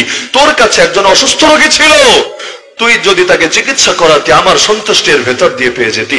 আর একজন বস্ত্রহীন তোর কাছে বস্ত্র চেয়েছিল, দেশ নাই, তুই সামর্থ্য ছিল, যদি তাকে দিতি আমার সন্তুষ্টির ভেতর পেয়ে যেতি। আল্লাহ যদি এই পয়েন্টগুলো নিয়ে পাকড়াও করে, বন্দিকে নিয়ে পাকড়াও করবে না। আমি বন্দি ছিলাম, তোরা 18 কোটি মুসলমান, 18 কোটি নাগরিকের মধ্যে 14-15 কোটি মুসলমান, এত বিপুল পরিমাণ মুসলমান থাকার পরও আমাকে মুক্ত করিস নাই, আমার পাশে দাঁড়াস নাই, আমার মামলা নিয়ে লড়িস নাই। কি জবাব দিব আল্লাহর কাছে? তো বিনয় সব ক্ষেত্রে লাগে। খাবার খাওয়ানোর পরে মুসলমান কি বলে? ইন্নামা নুতাইমুকুম লিওয়াজহিল্লাহ, তোমাদেরকে খাওয়াচ্ছি আল্লাহর সন্তুষ্টির জন্য। লা নুরিদু মিনকুম জাযাআন ওয়ালা শুকুরা, তোমাদের থেকে কোনো বিনিময়ও চাই না, কোনো থ্যাংক ইউ শুনতে চাই না। শুকুর, শুকরিয়া, কৃতজ্ঞতা, থ্যাংক ইউ, অভিনন্দন শুনতে চাই না। ইন্না নাখাফু মির রাব্বিনা ইয়াওমান আবুসান কামতারিরা, রবের থেকে এক ভয়াবহ দিনের ভয় করি, যেদিন দাঁড়াতে হবে রবের সামনে। অথচ আমাদের বেশিরভাগ খাওয়ানোই এই নিয়াতে হয় না, নিয়াতে গরমিল থাকে। যেমন ধরেন মরার খাবার, মরতে দেরি, এলাকাবাসী চাপ সৃষ্টি করতে দেরি না। 3 দিন কবে, 10 দিন কবে, 40 কবে, কুলখানি কবে? আরে ও কি নিজের পেরেশানি সামলাবে না তোরে খাওয়ানোর ধান্দা করবে? নবীজির সুন্নত হলো কোন বাসায় লোক মারা গেল ওই বাসায় খাবার পাঠানো, নবীর সুন্নত। জাফর রাদিয়াল্লাহু আনহু শহীদ হয়েছেন, নবী সাহাবীদেরকে বলেছেন ওর বাসায় খাবার পাঠাও, কারণ ফ্যামিলি এখন পেরেশানিতে আছে। আর আমরা মরতে দেরি, এলাকাবাসী চাপ সৃষ্টি করতে দেরি না। এবার সে চিন্তা করে, হায় আল্লাহ, গরুর দাম কত এখন, টাকা পাবো কোথায়, কিনবো কিভাবে? কেউ ঋণ করে, কেউ জমি বন্ধক রাখে। কে আজীব এক পেরেশানি, কে আজীব এক সংস্কৃতি গড়ে ওঠে সমাজে। বরযাত্রীর নামে কি পরিমাণ চাপ সৃষ্টি করা হয় মেয়ের বাপের উপর। আরে মেয়েকে মানুষ করতেই তো জীবনটা শেষ। আর যার 4টা 5টা 6টা 7টা মেয়ে, এমন বাপও আছে সবই মেয়ে, একটা ছেলেও নাই। এই মেয়েগুলোকে মানুষের মতো মানুষ, আর এই ফিতনার জামানা, এই অশ্লীল জামানা, এই নিকৃষ্ট জামানা, এই পশ্চিমা বিশ্বের আবহাওয়া ছড়িয়ে যাওয়া জামানা, এখানে মেয়েকে মানুষ করা কি কষ্ট, এটা যার মেয়ে আছে সে জানে, অন্যরা টেরও পাবে না। এই মেয়েকে মানুষের মতো মানুষ করলো, এটাই তো তোমার উপর বড় অনুগ্রহ করলো, দয়া করলো। তোমার তো তাকে স্বর্ণের মুকুট পরিয়ে দেওয়া উচিত। তা পরাবো না, উল্টা 150 জন খাওয়াতে হবে, 200 জন খাওয়াতে হবে, 500 জন খাওয়াতে হবে, না হলে বিয়ে হবেই না। আবার খেতে গিয়ে কত মারামারি, এটা এমন কেন, ওটা অমন না কেন। দাওয়াত নিবে 200 জন, গিয়ে হাজির হবে 300 জন, প্রত্যেকের সঙ্গে 1টা 2টা ফ্রি, এগুলো এমনি যাবে আর কি। গিয়ে আবার যখন খাবারে শর্ট পড়বে, এমন ভাবে অপমান করবে, মাথাটা নত করে চোখ দিয়ে পানি গড়াতে গড়াতে তাকে মেয়ে তুলে দিতে হবে। এই সংস্কৃতি কোত্থেকে আসলো? আরে তোমার খেতে মনে চেয়েছে, যেই পরিমাণ টাকা দিয়ে গাড়ি ভাড়া করে তুমি যাবা ওই বাড়িতে, ওই টাকা দিয়ে তুমি হোটেলে গিয়ে এর চাইতে ভালো খাবার খেতে পারবা। তাহলে লজ্জাশীলতা মানে কি পরিমাণ নষ্ট হলে মানুষ এটা করতে পারে। এমনকি এখন তো দাওয়াত ছাড়াও যায় খেতে, দাওয়াত নিয়ে তো যায়, দাওয়াত ছাড়াও খেতে যায়। বা একজন দাওয়াত পেয়ে 2 জন খেতে যায়, 3 জন খেতে যায়, 4 জন খেতে যায়। নবী বলেছেন দাওয়াত ছাড়া যে খেতে আসে ও চোর হয়ে ঢোকে, ডাকাত হয়ে বের হয়। ঢোকার সময় হালকা, চোর হয়ে ঢোকে, ডাকাত হয়ে বের হয়। কেন? ঢোকার সময় তো খালি, এজন্য চুরি চুরি ঢুকলো, মানে অনুমতি তো আর নেয় নাই, আলাদা করে ঢুকেছে।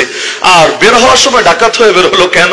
কারণ পেট তো লোড দিয়ে নিয়েছে, পকেট ভরে নাই, তো পেটের মধ্যে লোড দিয়ে প্রকাশ্যে বুক ফুলিয়ে ফুলিয়ে বের হয়ে যাচ্ছে। এজন্য নবী বলেন চোর হয়ে ঢুকলো, ডাকাত হয়ে বের হলো। এই বরযাত্রী প্রথা এক হিন্দুয়ানি জাহিলি সংস্কৃতি, এর সাথে ইসলামের কোন সম্পর্ক নাই। আর নিয়ম হল ইসলামের শিক্ষা ওলিমা, আউলিম ওয়ালাউ বিশাতিন, একটা ছাগল দিয়ে হলে ওলিমা করো। ওলিমা তো করবে ছেলে পক্ষ, সে আরো খাওয়াবে। মেয়ের বাড়ির মেহমান হোক, অন্যান্য মেহমান হোক, খাওয়াবে, আনন্দ বিতরণ করবে, কারণ আল্লাহ তাকে একটা নেয়ামত দিয়েছে। আর এখন খাওয়াবে পরে, অলিমা হবে পরে, বরযাত্রী হবে আগে, খাওয়াবো পরে, আগে খেয়ে নিব, দেব পরে, আগে নিয়ে নেব। এমনকি যৌতুকও চলে আজকাল নাম ছাড়া। ওই পুলিশের ঘুষ যেমন রাস্তাঘাটে অনেক সময় চলে, ঘুষ নামে না, চা খাওয়ার নামে চা খাওয়া। চা তো 5 টাকা হলেই খাওয়া যায়, 500 কেন, 5000 কেন, 2000 কেন? ওই চা খাওয়ার নামে যেমন ঘুষ চালায়া দেয়, একইভাবে যৌতুক চলে। বাঙালির কপাল খারাপ। এবছর 15 আগস্টে খেতে পেরেছেন নাকি আপনার? আগে যে খাওয়াতো মাগনা মাগনা, কোনো স্বার্থ থাকতো না, পেছনে থাকতো না। এই যে আল্লাহ শিখালেন, কোনো বিনিময়ও না, কোনো থ্যাংক ইউ না, মানে আমারটা খাই আমার দলের মার্কা স্লোগান দিবা, এটাও না, এটাও মুসলমানের আদর্শ না। এমনকি আমরা আমাদের মাশায়েখ এবং আসাতিজা থেকে এটা শিখেছি, আলহামদুলিল্লাহ, ছোট মানুষ হলেও আমলে আনার চেষ্টা করি, কাজে খুশি করার জন্য। মুসাফার ভিতর দুনিয়া ঢুকাচ্ছেন কেন? দুনিয়া দুনিয়ার জায়গায় রাখেন, আমল আমলের জায়গায় রাখেন, একটার মধ্যে আর একটা ঢোকাচ্ছেন কেন? যখন দোয়ার চেয়ে টাকাটা দিলেন, এটা আসলে কি? এটা কি দোয়ার বেতন, দোয়ার ভাতা, দোয়ার ঘুষ? মানে দোয়ার কি কিছু একটা তো আছে, কারণ আপনি আপনার ওই আব্বাটাও না জান্নাতি। আরে বেটা, তুই নিজে জান্নাতি কিনের খবর আসিস, আর তুই আরেকজনটা জান্নাতি বলে তাও এক প্যাকেট ডিম বিরিয়ানি খেয়ে ঘোষণা দিচ্ছিস। লজ্জা থাকা দরকার। এলেম বিক্রি করার চাইতে বড় আফসোসের বিষয় কিছু হয় না। তাহলে খাবারের কোনো বিনিময় হয় না, কোনো বিনিময় না। বিনয় সহকারে ঘরে তো আমি আপনি সবাই ঢুকি, বিনয় থাকে না। আল্লাহ নবী জুতোটা খুলতেন, প্রথমে জুতো খুলতে হয় বাম দিক দিয়ে, পড়তে হয় ডান দিক দিয়ে, খুলতে হয় বাম দিক দিয়ে, এরপর ঘরে ঢুকতেন ডান পা দিয়ে। তবে এমনি না, আগে আল্লাহর কাছে একটা জিনিস চেয়ে নিতেন। এই দোয়াটা যদি আজকে প্রথম শুনে থাকেন, আফসোস, কিছু করার নেই। আর যদি আপনি নিজেও পড়ে থাকেন, শুকরিয়া শুকরিয়া, আলহামদুলিল্লাহ, জাযাকাল্লাহ। শয়তান লাফাতে লাফাতে ঢোকে, যাক আজকে টাকা পয়সা ছাড়াই একটা থাকার জায়গার ব্যবস্থা হয়েছে, খাওয়ার জায়গার ব্যবস্থা হয়েছে। দোয়া যেখানে পড়বেন না সেখানে শয়তান ঢুকবে।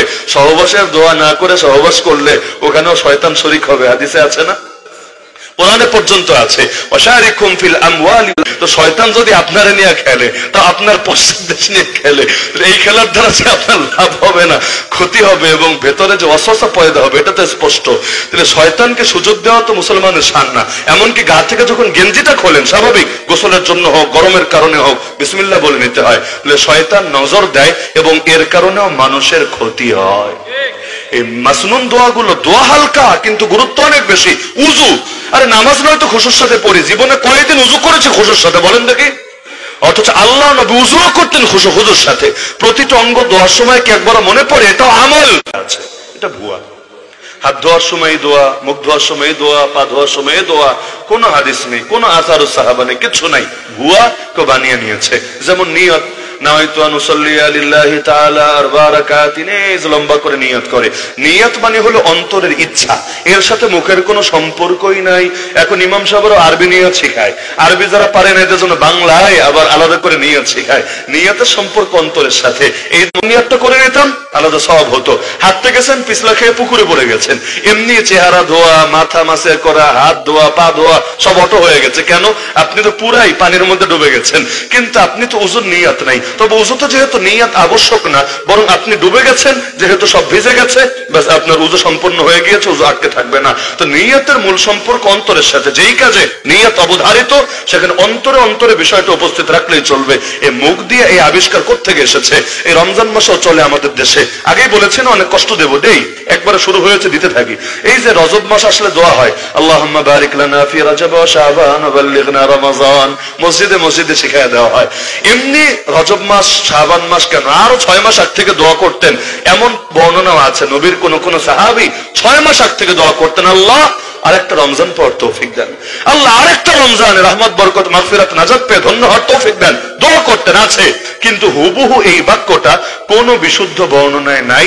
এ ব্যাপারে বলেন না, এটা নবীর নামে চালাবেন কোন দুঃখে? তারাবিতে 4 রাকাত পর পর বসে সুবহানাদিল মুলকি ওয়াল মালাকুতি সুবহানাদিল ইজ্জতি ওয়াল আযমাতি ওয়াল হাইবাতি ওয়াল কুদরাতি ওয়াল কিবরিয়াই ওয়াল জাবারুত সুবহানাদিল মালিকিল হাইয়্যিল লাযী লা ইয়ানামু ওয়া লা ইয়ামুত সুবহান কুদ্দুসুন আবাদান আবাদান রব্বুনা রব্বুল মালাইকাতি ওয়ার রূহ। পুরোটা শোনায় দিলাম এজন্য, না হলে বলবে হুজুর পারে না, এজন্য বিরোধিতা করে। না, পারি, আলহামদুলিল্লাহ, ছোটবেলায় শিখেছি এগুলো। কিন্তু 4 রাকাত পর পর এটা পড়তে হবে। কোন কিতাবে আছে নামটা বলেন দেখি?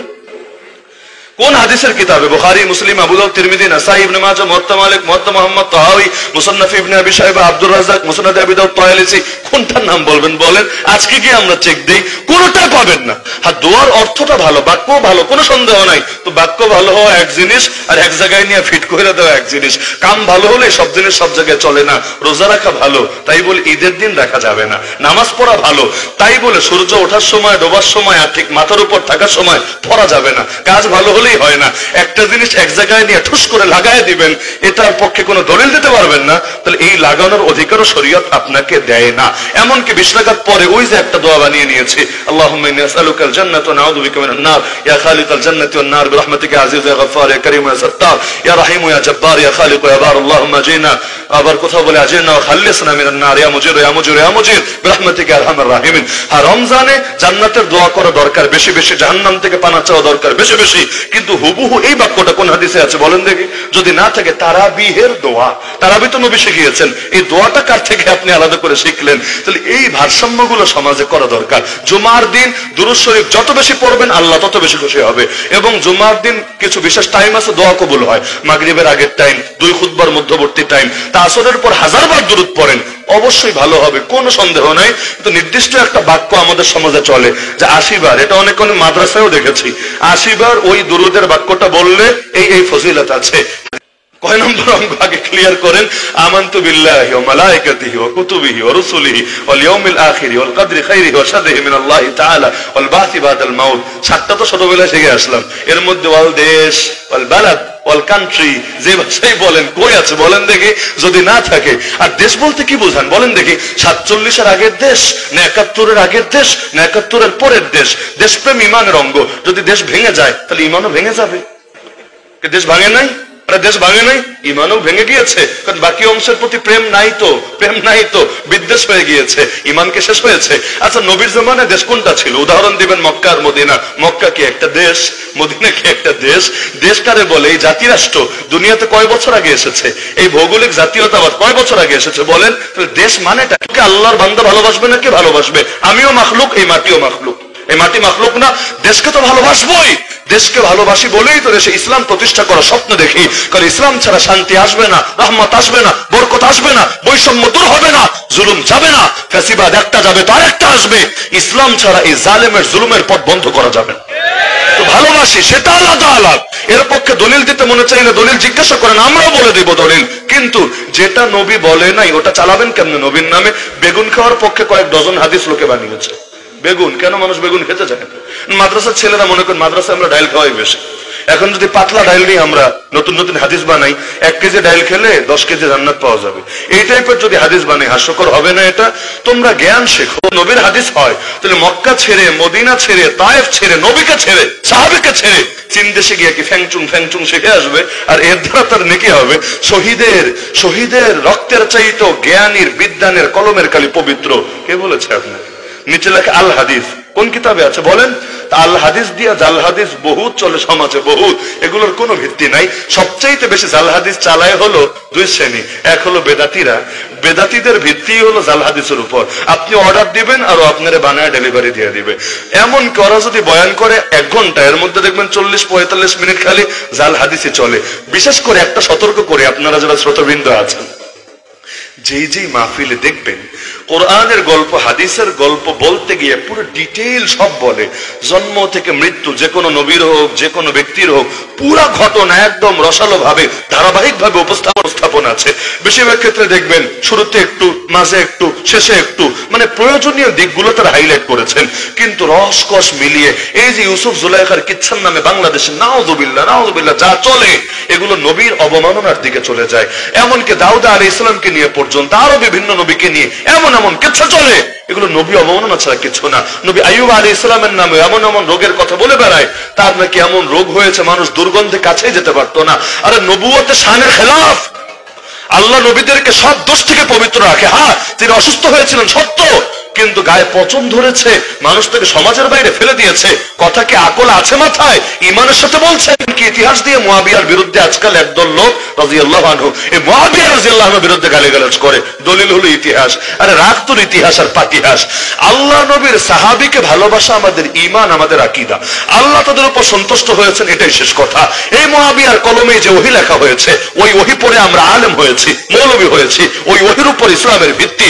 তুমি কোন ইতিহাসের দলিল দিবা? আরে রাখো তোমার ইতিহাস, যে ইতিহাস আকীদাকে আক্রান্ত করবে, কোরআনের আকীদা, হাদিসের আকীদা, আল্লাহ নবী শেখানো আকীদা, মুসলমান ওই ইতিহাসকে ধরে ডাস্টবিনে ছুঁড়ে ফেলবে। কারণ ইতিহাসে প্রচুর পরিমাণ রদ বদল হয়েছে। ইতিহাস বিজয়ীদের কলমে রচিত হয়। আওয়ামী লীগের আমলে মুক্তিযুদ্ধের ইতিহাস লেখা হয়েছে, বিএনপির আমলে আবার লেখা হোক, দেখবেন বইয়ে বইয়ে কত পার্থক্য পাবেন খুঁজে। বিশ্বাস হয় না? 71-এর যুদ্ধ নিয়ে আমার পর্যাপ্ত পড়াশোনা আছে।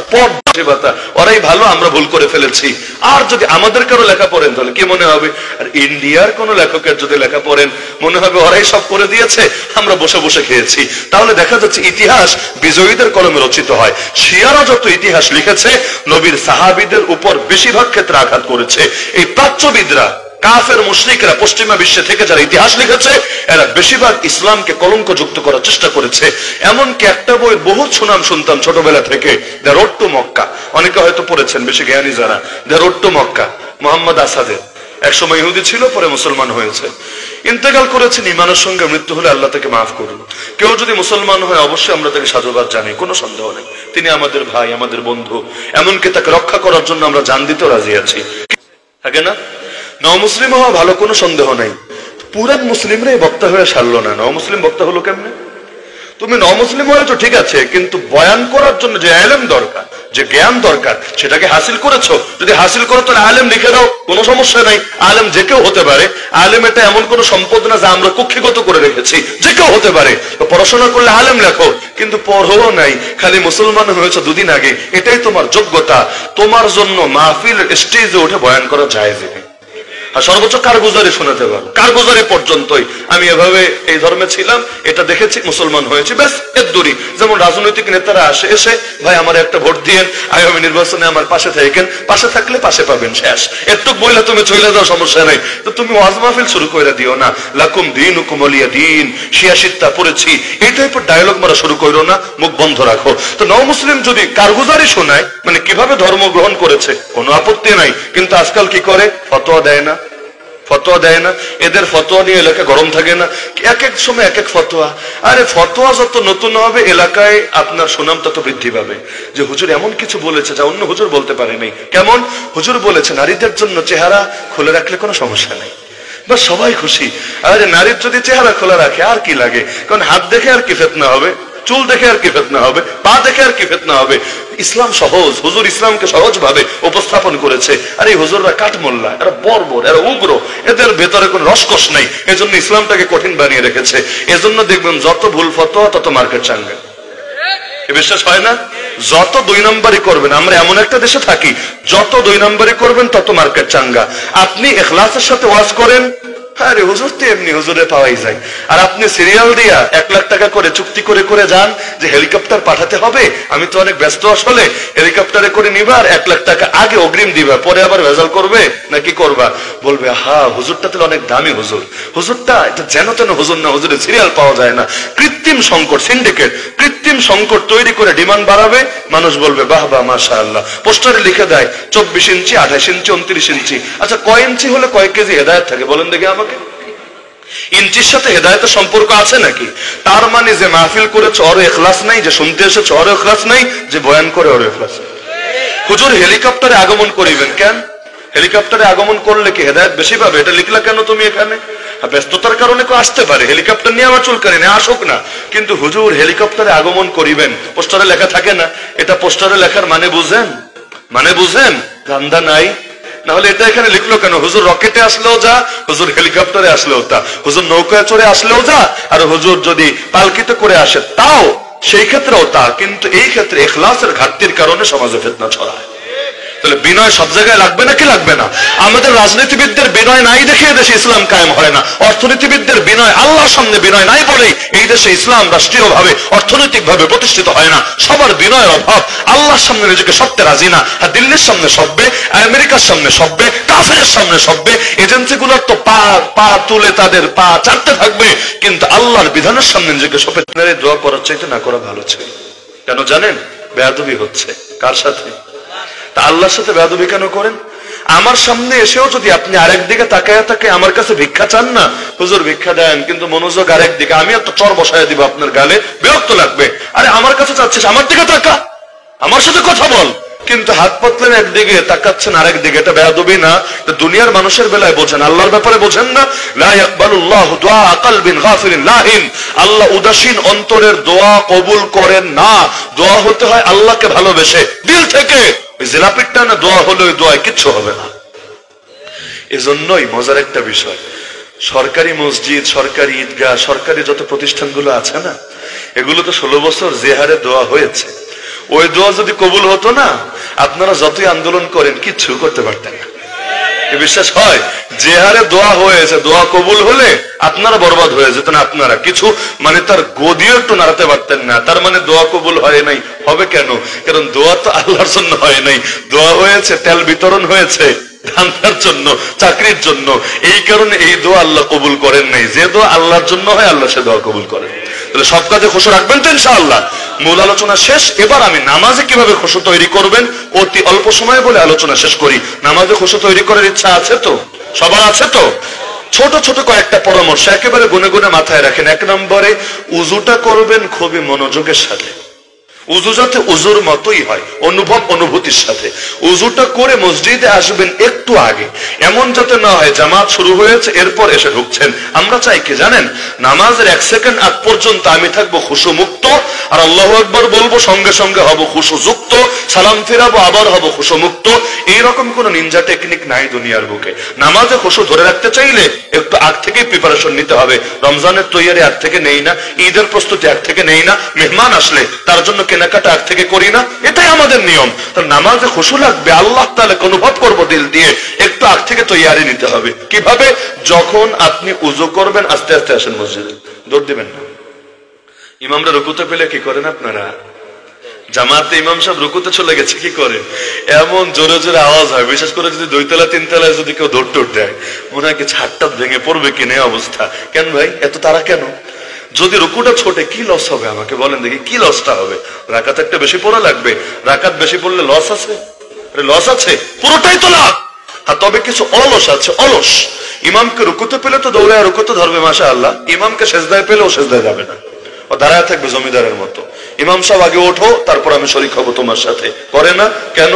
ও হলো সেজদায় দিতে গেলে ওর কোমর ব্যথা হবে, ওর হাঁটু ভেঙেও যেতে পারে, ওর হাতে বিরাট কষ্ট হবে। ইমামের সাথে একটা সেজদা জামাতে দেওয়া, তাতে আপনার রাকাত যদিও গণ্য হবে না। রুকু পেলে রাকাত পায়, সেজদা পেলে তো রাকাত পেলেও দৌড়ে আসবেন না। ক্ষুধার চাপ, বাথরুমের চাপ নিয়ে নামাজে শরীক হবেন না। আগে ক্লিয়ার হন। ক্লিয়ার হতে গিয়ে 1-2 রাকাত গেলে যাক, যদি জামাত শেষ হয় তাও সমস্যা নাই। আমরা রমজানে কি করি? আমরা যদিও জানি মাগরিবের নামাজ আগে আগে পড়া উত্তম, যত আগে পড়বেন এটাই তো ভালো, কিন্তু একটু পিছায় দেই কেন? 15 মিনিট 20 মিনিট। এজন্য না হলে নামাজে দাঁড়ালেও বডি থাকবে নামাজে, দিল থাকবে আগ্নির প্লেটে। কখন শেষ হবে নামাজ, কখন বসবো, আমার খাবার আমাকে হাতছানি দিয়ে ডাকছে। এভাবে নামাজ পড়লে নামাজ মাকরুহ হবে। এমনকি বাথরুমের চাপ নিয়ে নামাজে দাঁড়ায় একবার এই যে ধীরে ধীরে পেটটাই করে অনেকে, কেন? আবার যাবে, আবার উযু করবে। আল্লাহ নবী মেরাজে গিয়েও তার পায়ের ধ্বনি শুনতে পেয়েছিলেন নিজের সামনে সামনে। তাহিয়াতুল উযু মানে কি? যখনই উযু করবেন 2টা রাকাত নামাজ আল্লাহর জন্য পড়লেন। তাহিয়াতুল মসজিদ মানে কি? যখনই মসজিদে ঢুকবেন 2টা রাকাত, বসার আগেই ঢুকেই 2টা রাকাত পড়বেন। কার জন্য? আল্লাহর জন্য। মসজিদে লিখে দেয় লালবাতিতে, সুন্নতের সময় নাই, গিয়ে পাবলিক বসে পড়ে। সুন্নতের সময় নেই, তাহলে আর কি করার? বসে বসে আমি এমনি সময় কাটাই। কেন ভাই? সুন্নত 4 রাকাতের সময় নাই, 2 রাকাত তাহিয়াতুল মসজিদে তো সময় আছে, তো সুন্নত পরে পড়বেন, ভালো কথা। তাহিয়াতুল মসজিদটা পড়ে নেন আগে।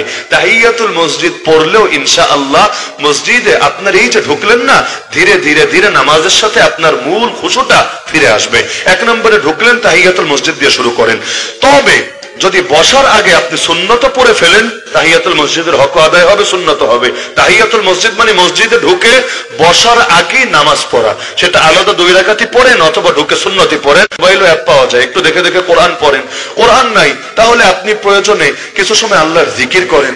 জিকির করতে ভালো লাগছে না তাহলে একটু অনুভব করেন কবরের কথা, হাসরের কথা, আখিরাতের কথা, জান্নাতের কথা, জাহান্নামের কথা। কারণ দিলে যা থাকবে এর প্রভাব পরে পড়বে।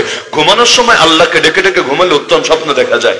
আর যদি ঘুমের আগে ফেসবুকে রিলস আর টিকটক আর ইউটিউবে শর্টস দেখতে দেখতে ঘুমান, ঘুমের মধ্যে দেখবেন ফ্রি মুভিজ চলছে, একেবারে এইচডি সিনেমা হলে আপনি চলে এসেছেন মাগনা মাগনা। কেন? কারণ ঘুমানোর সময় যেটা নিয়ে ঘুমাবেন ঘুমের ভেতরে সেটা চলবে। নামাজে ঢোকার আগে মসজিদে দোকানদারি করতে করতে ঢুকবেন, গিয়া খালি কোন রকম আল্লাহু আকবার বলে শরীক হবেন, দেখবেন নামাজের মধ্যে কিরে মালটা আছে কিনা, কি আনা লাগবে কি লাগবে না, ওই হিসাব নিকাশ চলবে। এজন্য একটা আগ থেকে সময় দেন আল্লাহকে, মানে নিজেকে প্রস্তুত করতে থাকেন। এরপর যখন নামাজ শুরু হবে, নামাজে দাঁড়ানোর আগে চিন্তা করেন, নবী বলে দিয়েছেন সাল্লি সালাতা মুয়াদ্দিইন, শেষ বিদায়কারীর মতো নামাজ পড়ো। এই নামাজটাই আমার জীবনের শেষ নামাজ। প্রতিটা নামাজে মনে রাখবেন আজকের নামাজটাই আমার জীবনের হয়তো শেষ নামাজ।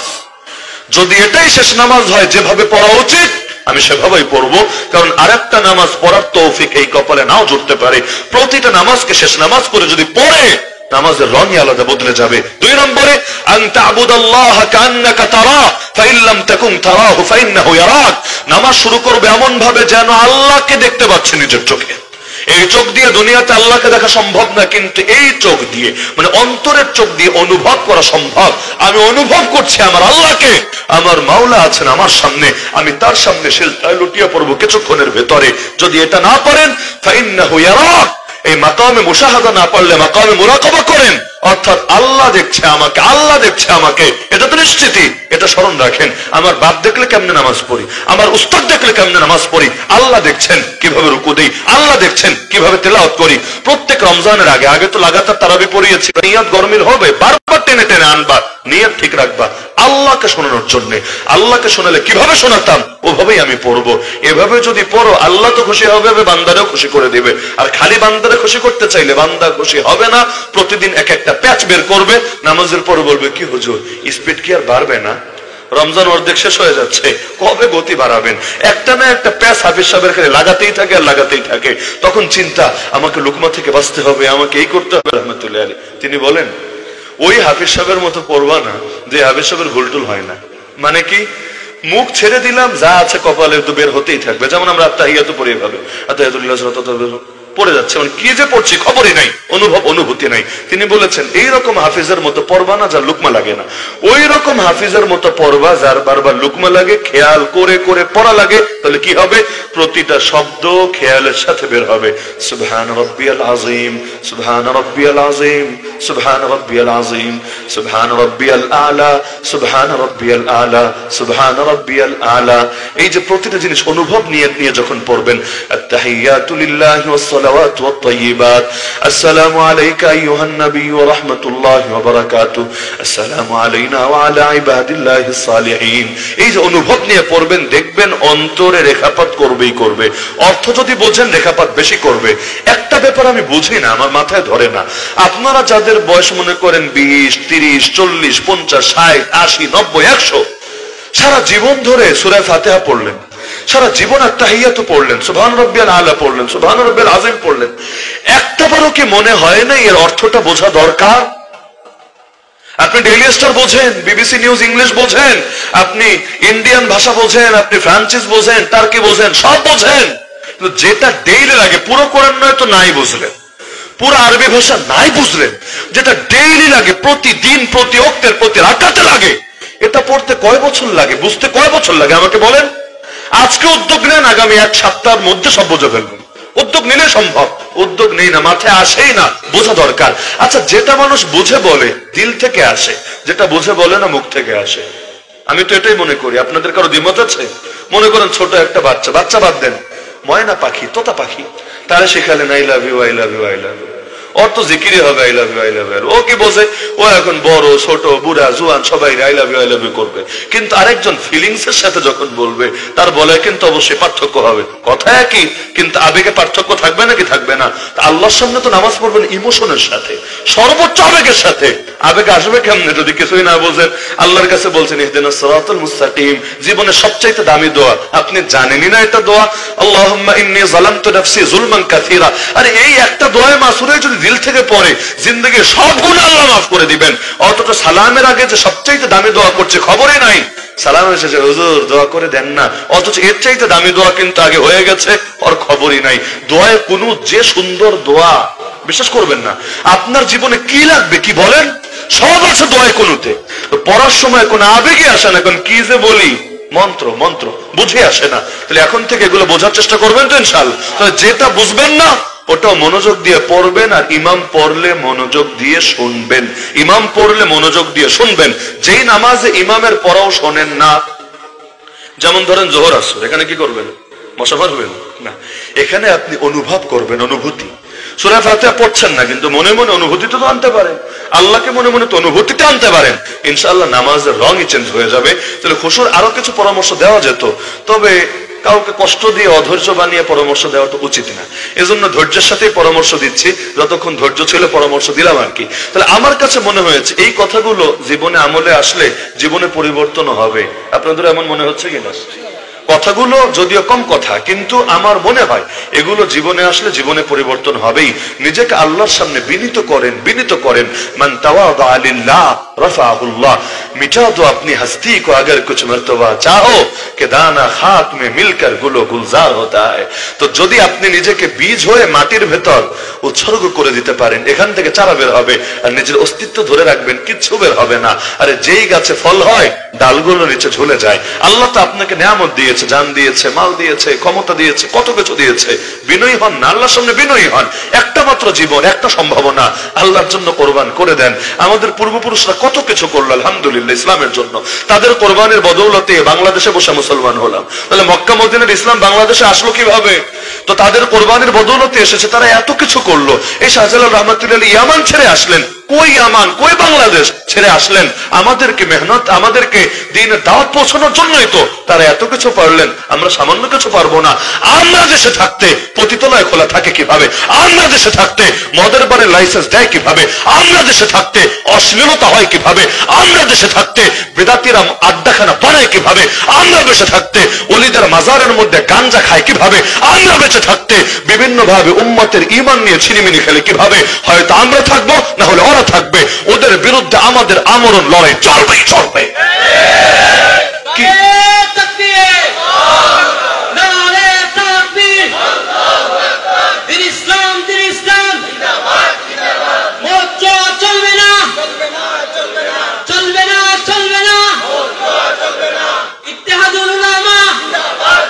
সবাই আল্লাহর উদ্দেশ্যে বিনয়ী হন, বিনয় অর্জনের চেষ্টা করেন। প্রতিটা আমল খুশুর সঙ্গে সম্পন্ন করেন। নামাজও খুশুর সাথে, কাপড় পরাও খুশুর সাথে, কথা বলাও খুশুর সাথে, মুসলমানের সাথে দেখা সাক্ষাৎ খুশুর সাথে, সব খুশুর সাথে। ছোট দুইটা কথা বলে শেষ করি। আল্লাহ নবী যখন কারোর সাথে কথা বলতেন, নিজের থেকে মুখ ফিরিয়ে নিতেন না যতক্ষণ না সে কথা শেষ করে নিজের থেকে বিদায় নিতে চায়। কি পরিমাণ বিনয় হলে সম্ভব? আমরা তো কথার মধ্যে ফোন রিসিভ করি, এটাও একটা শয়তানি। একটা মানুষ দূর থেকে আসলে আপনার কাছে জরুরতে, আর আপনার কাছে ফোনটা জরুরি হয়ে গেল। আর ফোন জরুরি বলবেন, রিংটোন বেজেছে, এটা তো জরুরি। ডেইলি যে আল্লাহ রিং দেয়, ডেইলি 5 বার মুয়াজ্জিন আল্লাহর পক্ষ থেকে রিং শোনায়, ডাকে আমাদেরকে, হাইয়া আলাস সালাহ, হাইয়া আলাল ফালাহ, তখন তো মনে হয় না এটা জরুরি? রিংটোন বাজলো, ভালো কথা, অনুমতি চাচ্ছে। একজন তো অনুমতি নিয়ে কথা বলছে, আগে তার মূল্যায়ন করেন, তারটা শেষ করে আরেকজনকে মূল্যায়ন করেন। একজনের ভেতর আরেকজনকে ঢুকাচ্ছেন, সে যদি কষ্ট পায় এই কষ্টের কি হবে? হাসি মুখে মুসলমানের সাথে কথা বলো ইবাদত। নবী বলেছেন সৎকার সওয়াব হবে।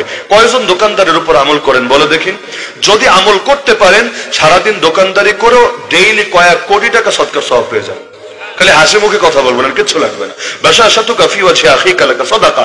এই হাসি মুখে আপনাকে দেখে যদি খুশি লাগে কারো মনে, এটাই সদকার সওয়াব।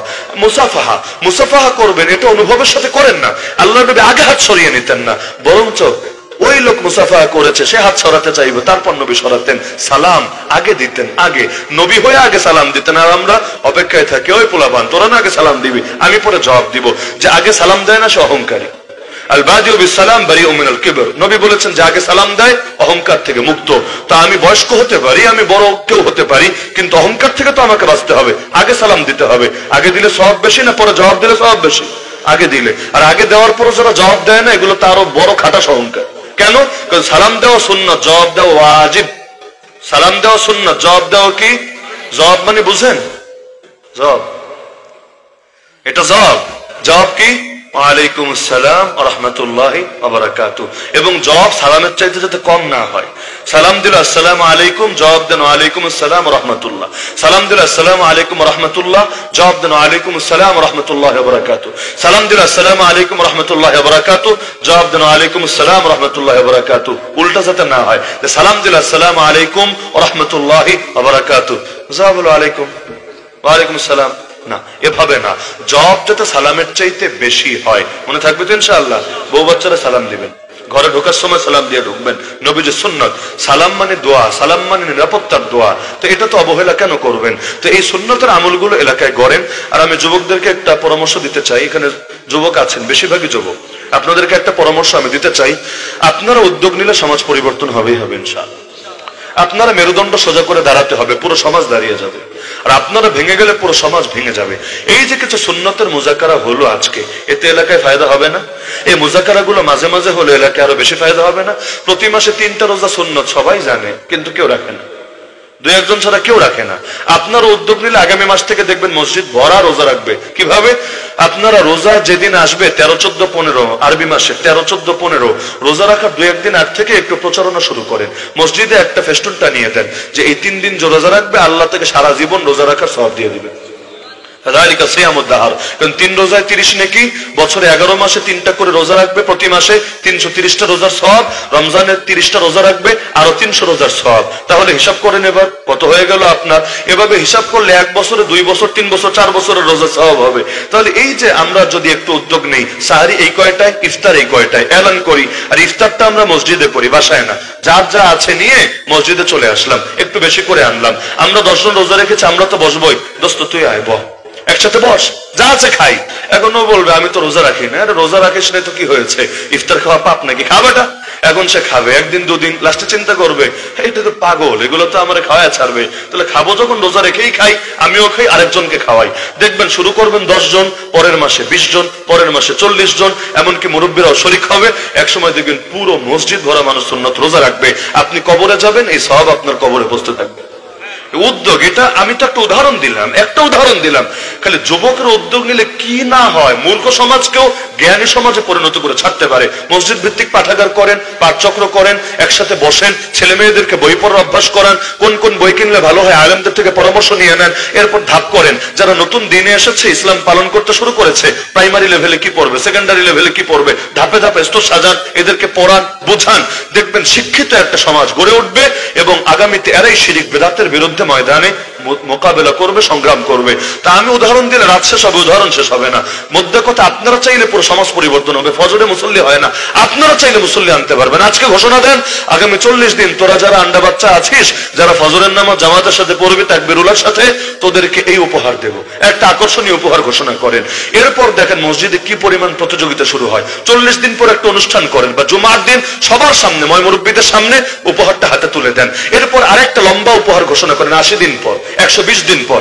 দেখেন কিভাবে তুমুল প্রতিযোগিতা শুরু হয়। আর যুবকদেরকে টুসকে দেন কিভাবে, যে নামাজ পড়তে আসলো তো আসলো, যে আসে নাই ওর বাড়িতে সবাইকে আমরা ধরবো। আরে এখন ফজরের নামাজের পর 2 জন 5 জন, কিরে বল্টু তোরে আজকে দেখলাম না তো মসজিদে। ও বলবে আসলে আজকে তো ঘুম থেকে উঠতে পারি নাই। তা আপনি বলবেন ঠিক আছে, এখন তো উঠেছিস, তাড়াতাড়ি উজু করে নামাজটা পড়, আগামীকাল থেকে জামাতে আসবি। দ্বিতীয় দিন যদি মিস করে আবার যাবেন, কিরে বল্টু আদা ভুলে গেলি। 2 দিন পর আর আব্বা আম্মা চিন্তা করবে, মান ইজ্জত তো পুরাই যাবে, এলাকায় বাসাটা মার্কা মারা হবে যে ছেলে তো নামাজ পড়ে না। আপনারা যাওয়া লাগবেন, ওরে কান ধরে উঠায়া, না উঠলে বদনা দিয়া মুখে পানি ঢেলে এরপর পাঠিয়ে দিবে মসজিদে। এই যে মসজিদ যুবকদের দিয়ে যদি ভরে, মুরব্বীরা পেছায় থাকবে। যুবক যদি মসজিদে আসে, মুরব্বীরা বলা লাগবে, দেখবেন বল্টুরে আনতে যাবেন, বল্টুর আব্বা, বল্টুর চাচা, বল্টুর দাদা এমনি এসে হাজির হবে। পুরো মসজিদে জায়গা দিতে পারবেন না ফজরের নামাজে। একটু টেকনিক খাটানো লাগে, একটু ইউনিক বুদ্ধি লাগে। কতকাল আর পুরান সেকেলে বুদ্ধি নিয়ে থাকবেন? আপনার উদ্যোগ নেন ইনশাআল্লাহ, পারবেন পারবেন পারবেন। উদ্যোগ নেবেন তো ইনশাআল্লাহ, নাকি নিজে হারায় যাবেন?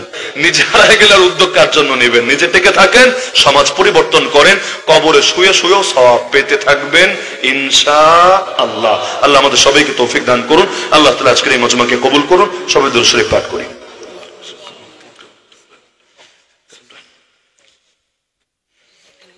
কথা বলবেন?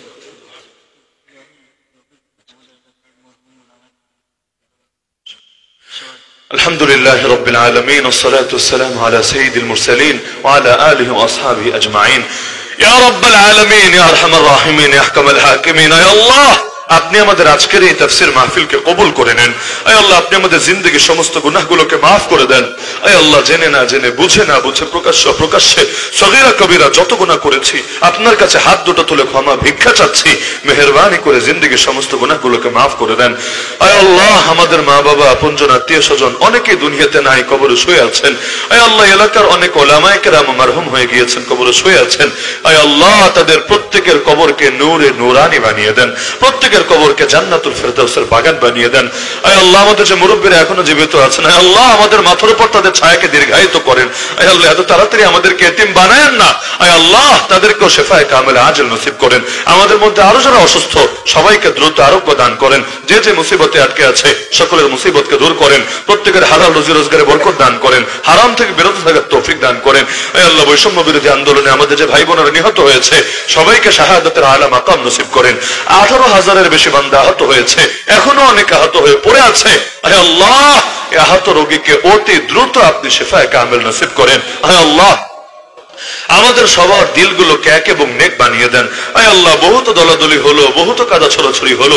আয় আল্লাহ, এবার ইসলামকে বিজয় করার জন্য ঐক্যবদ্ধ হওয়ার তৌফিক দান করেন। আয় আল্লাহ, আমাদের দিলে কোনো মুসলমানের প্রতি যাতে হিংসা না থাকে, বিদ্বেষ না থাকে, সেই তৌফিক আমাদেরকে দান করেন। আয় আল্লাহ, শেরপুরের প্রতিটা ইঞ্চি ইঞ্চি জমিনকে আপনি কবুল করেন। আয় আল্লাহ, এখান থেকে সকল শিরিক বেদাতকে আপনি দূর করেন। আয় আল্লাহ, আমাদের সবাইকে একটা মদিনার মতো এক খণ্ড বাংলাদেশ গড়ার তৌফিক দান করেন। আয় আল্লাহ, ইন্ডিয়া ষড়যন্ত্র থেকে জমিনকে আপনি হেফাজত করেন। আয় আল্লাহ, আরো যারা এই দেশের ইসলাম আর মুসলিম উম্মাহকে নিয়ে ষড়যন্ত্র চক্রান্ত করতে চায়, সকলের ষড়যন্ত্র চক্রান্তকে নস্যাৎ করেন। আয় আল্লাহ, আমাদের সবাইকে আপনার ঘর জিয়ারতের তৌফিক দান করেন। আপনার নবীজির রওজায়ে আতহারের সামনে গিয়ে বারবার দিল খুলে মন খুলে সালাত এবং সালাম পেশ করার তৌফিক দান করেন। আয় আল্লাহ, ঈমান নিয়ে বাঁচার, ঈমান নিয়ে মরার তৌফিক দান করেন। আয় আল্লাহ, কালেমা জপতে জপতে শেষে নিঃশ্বাস ত্যাগ করার তৌফিক দান করেন। আয় আল্লাহ, ইত্তেহাদুল উলামা সমাজ কল্যাণ পরিষদের প্রতিটা তরুণ এবং সমস্ত উলামায়ে কেরামকে আপনি কবুল করেন। আয় আল্লাহ, তাদের প্রত্যেকের নাম জান্নাতুল ফেরদাউসের লিস্টে অন্তর্ভুক্ত করেন। আজকের এই মাহফিলকে সফল করার জন্য যারা দান সদকা করেছে, আয় আল্লাহ, প্রত্যেকের দান সদকাকে কবুল করেন, প্রত্যেকের দিলের নেক মাকসাদকে পূরণ করেন, জিন্দা মুর্দা সবাইকে মাফ করেন, আসমানি জমিনে সমস্ত বালা মুসিবত থেকে হেফাজত করেন। আয় আল্লাহ, অনেক ভাইয়েরা প্রবাসে আছে, আয় আল্লাহ, তাদের প্রবাস জীবনকে সুখময় বরকতময় বানিয়ে দেন, সকল ধরনের বিপদ আপদ থেকে হেফাজত ফরমান। আয় আল্লাহ, আমাদেরকে ঐক্যবদ্ধ হয়ে দিন প্রতিষ্ঠার মেহনতে কাজ করার তৌফিক দান করেন। আয় আল্লাহ, এই বাজারের প্রতিটা ব্যবসায়ীর ব্যবসায় বরকত দান করেন, প্রতিটা ব্যবসায়ীকে সুদ থেকে বিরত থাকার তৌফিক দান করেন, ঠকবাজি থেকে বিরত থাকার তৌফিক দান করেন। আয় আল্লাহ, মসজিদকে সর্বদা মুসল্লির দ্বারা আবাদ রাখেন। আয় আল্লাহ, আমাদের সবাইকে ঈমানের উপর মৃত্যু পর্যন্ত অটল এবং অবিচল থেকে তৌফিক দান করেন। আয় আল্লাহ, আগামী বছর আরো বৃহৎ পরিসরে, আরো সুন্দরভাবে এই কোরআনের মাহফিলের আয়োজন সম্পূর্ণ করার তৌফিক দান করেন। রব্বানা তাকাব্বাল মিন্না ইন্নাকা আনতাস সামিউল আলিম ওয়া তুব আলাইনা ইয়া মাওলানা ইন্নাকা আনতাত তাওয়াবুর রহিম ওয়া সাল্লাল্লাহু তাআলা আলা খাইরি খালকিহি সাইয়্যিদিনা ওয়া আওলানা মাওলানা মুহাম্মদ ওয়া আলা আহলি বাইতিহি ওয়া আসহাবিহি আজমাইন ওয়ারহামনা মাআহুম বিরহমাতিকা ইয়া আরহামার রাহিমিন। জাযাকাল্লাহু খায়রান সাল্লাল্লাহু আমসালাক।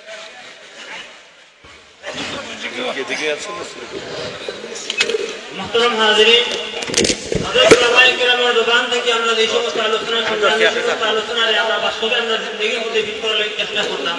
আর যে সমস্ত আমরা তখন আপনারা আইসো অনেক কষ্ট করতাম, কদক্ষ জায়গার ব্যবস্থা আমরা করতাম পারছি না, এর লাগে আপনারা তোমার দৃষ্টিতে দেখবা। আর ইত্তেহাদুল উলামার জন্য আল্লাহর দরবার আপনারা দোয়া করবা। ইত্তেহাদুল উলামা আপনার মান মর্যাদার আল্লাহ তাআলা দিন বদিন তরক্কি করে দিতা, আর উম্মতের সঠিক রাহবার হিসাবে উলামায়ে কেরামে খাস করতে পারেন, সেই তৌফিক আল্লাহ দান করতা। এর লাগে আপনারা আমরা এই আপনারা যে সুন্দর ব্যবস্থা করতাম পারছি না, এই জন্য আপনারা আমরা লাগে কুমার দৃষ্টিতে দেখবা। যে হযরতকে আমরা কেউ কষ্ট না দেই, রাস্তাটা ক্লিয়ার করি, আর প্রত্যেকের মানিব্যাগ সতর্কতার সাথে, পকেট সতর্কতার সাথে রাখি। সবাই মানিব্যাগ পকেট সতর্কতার সাথে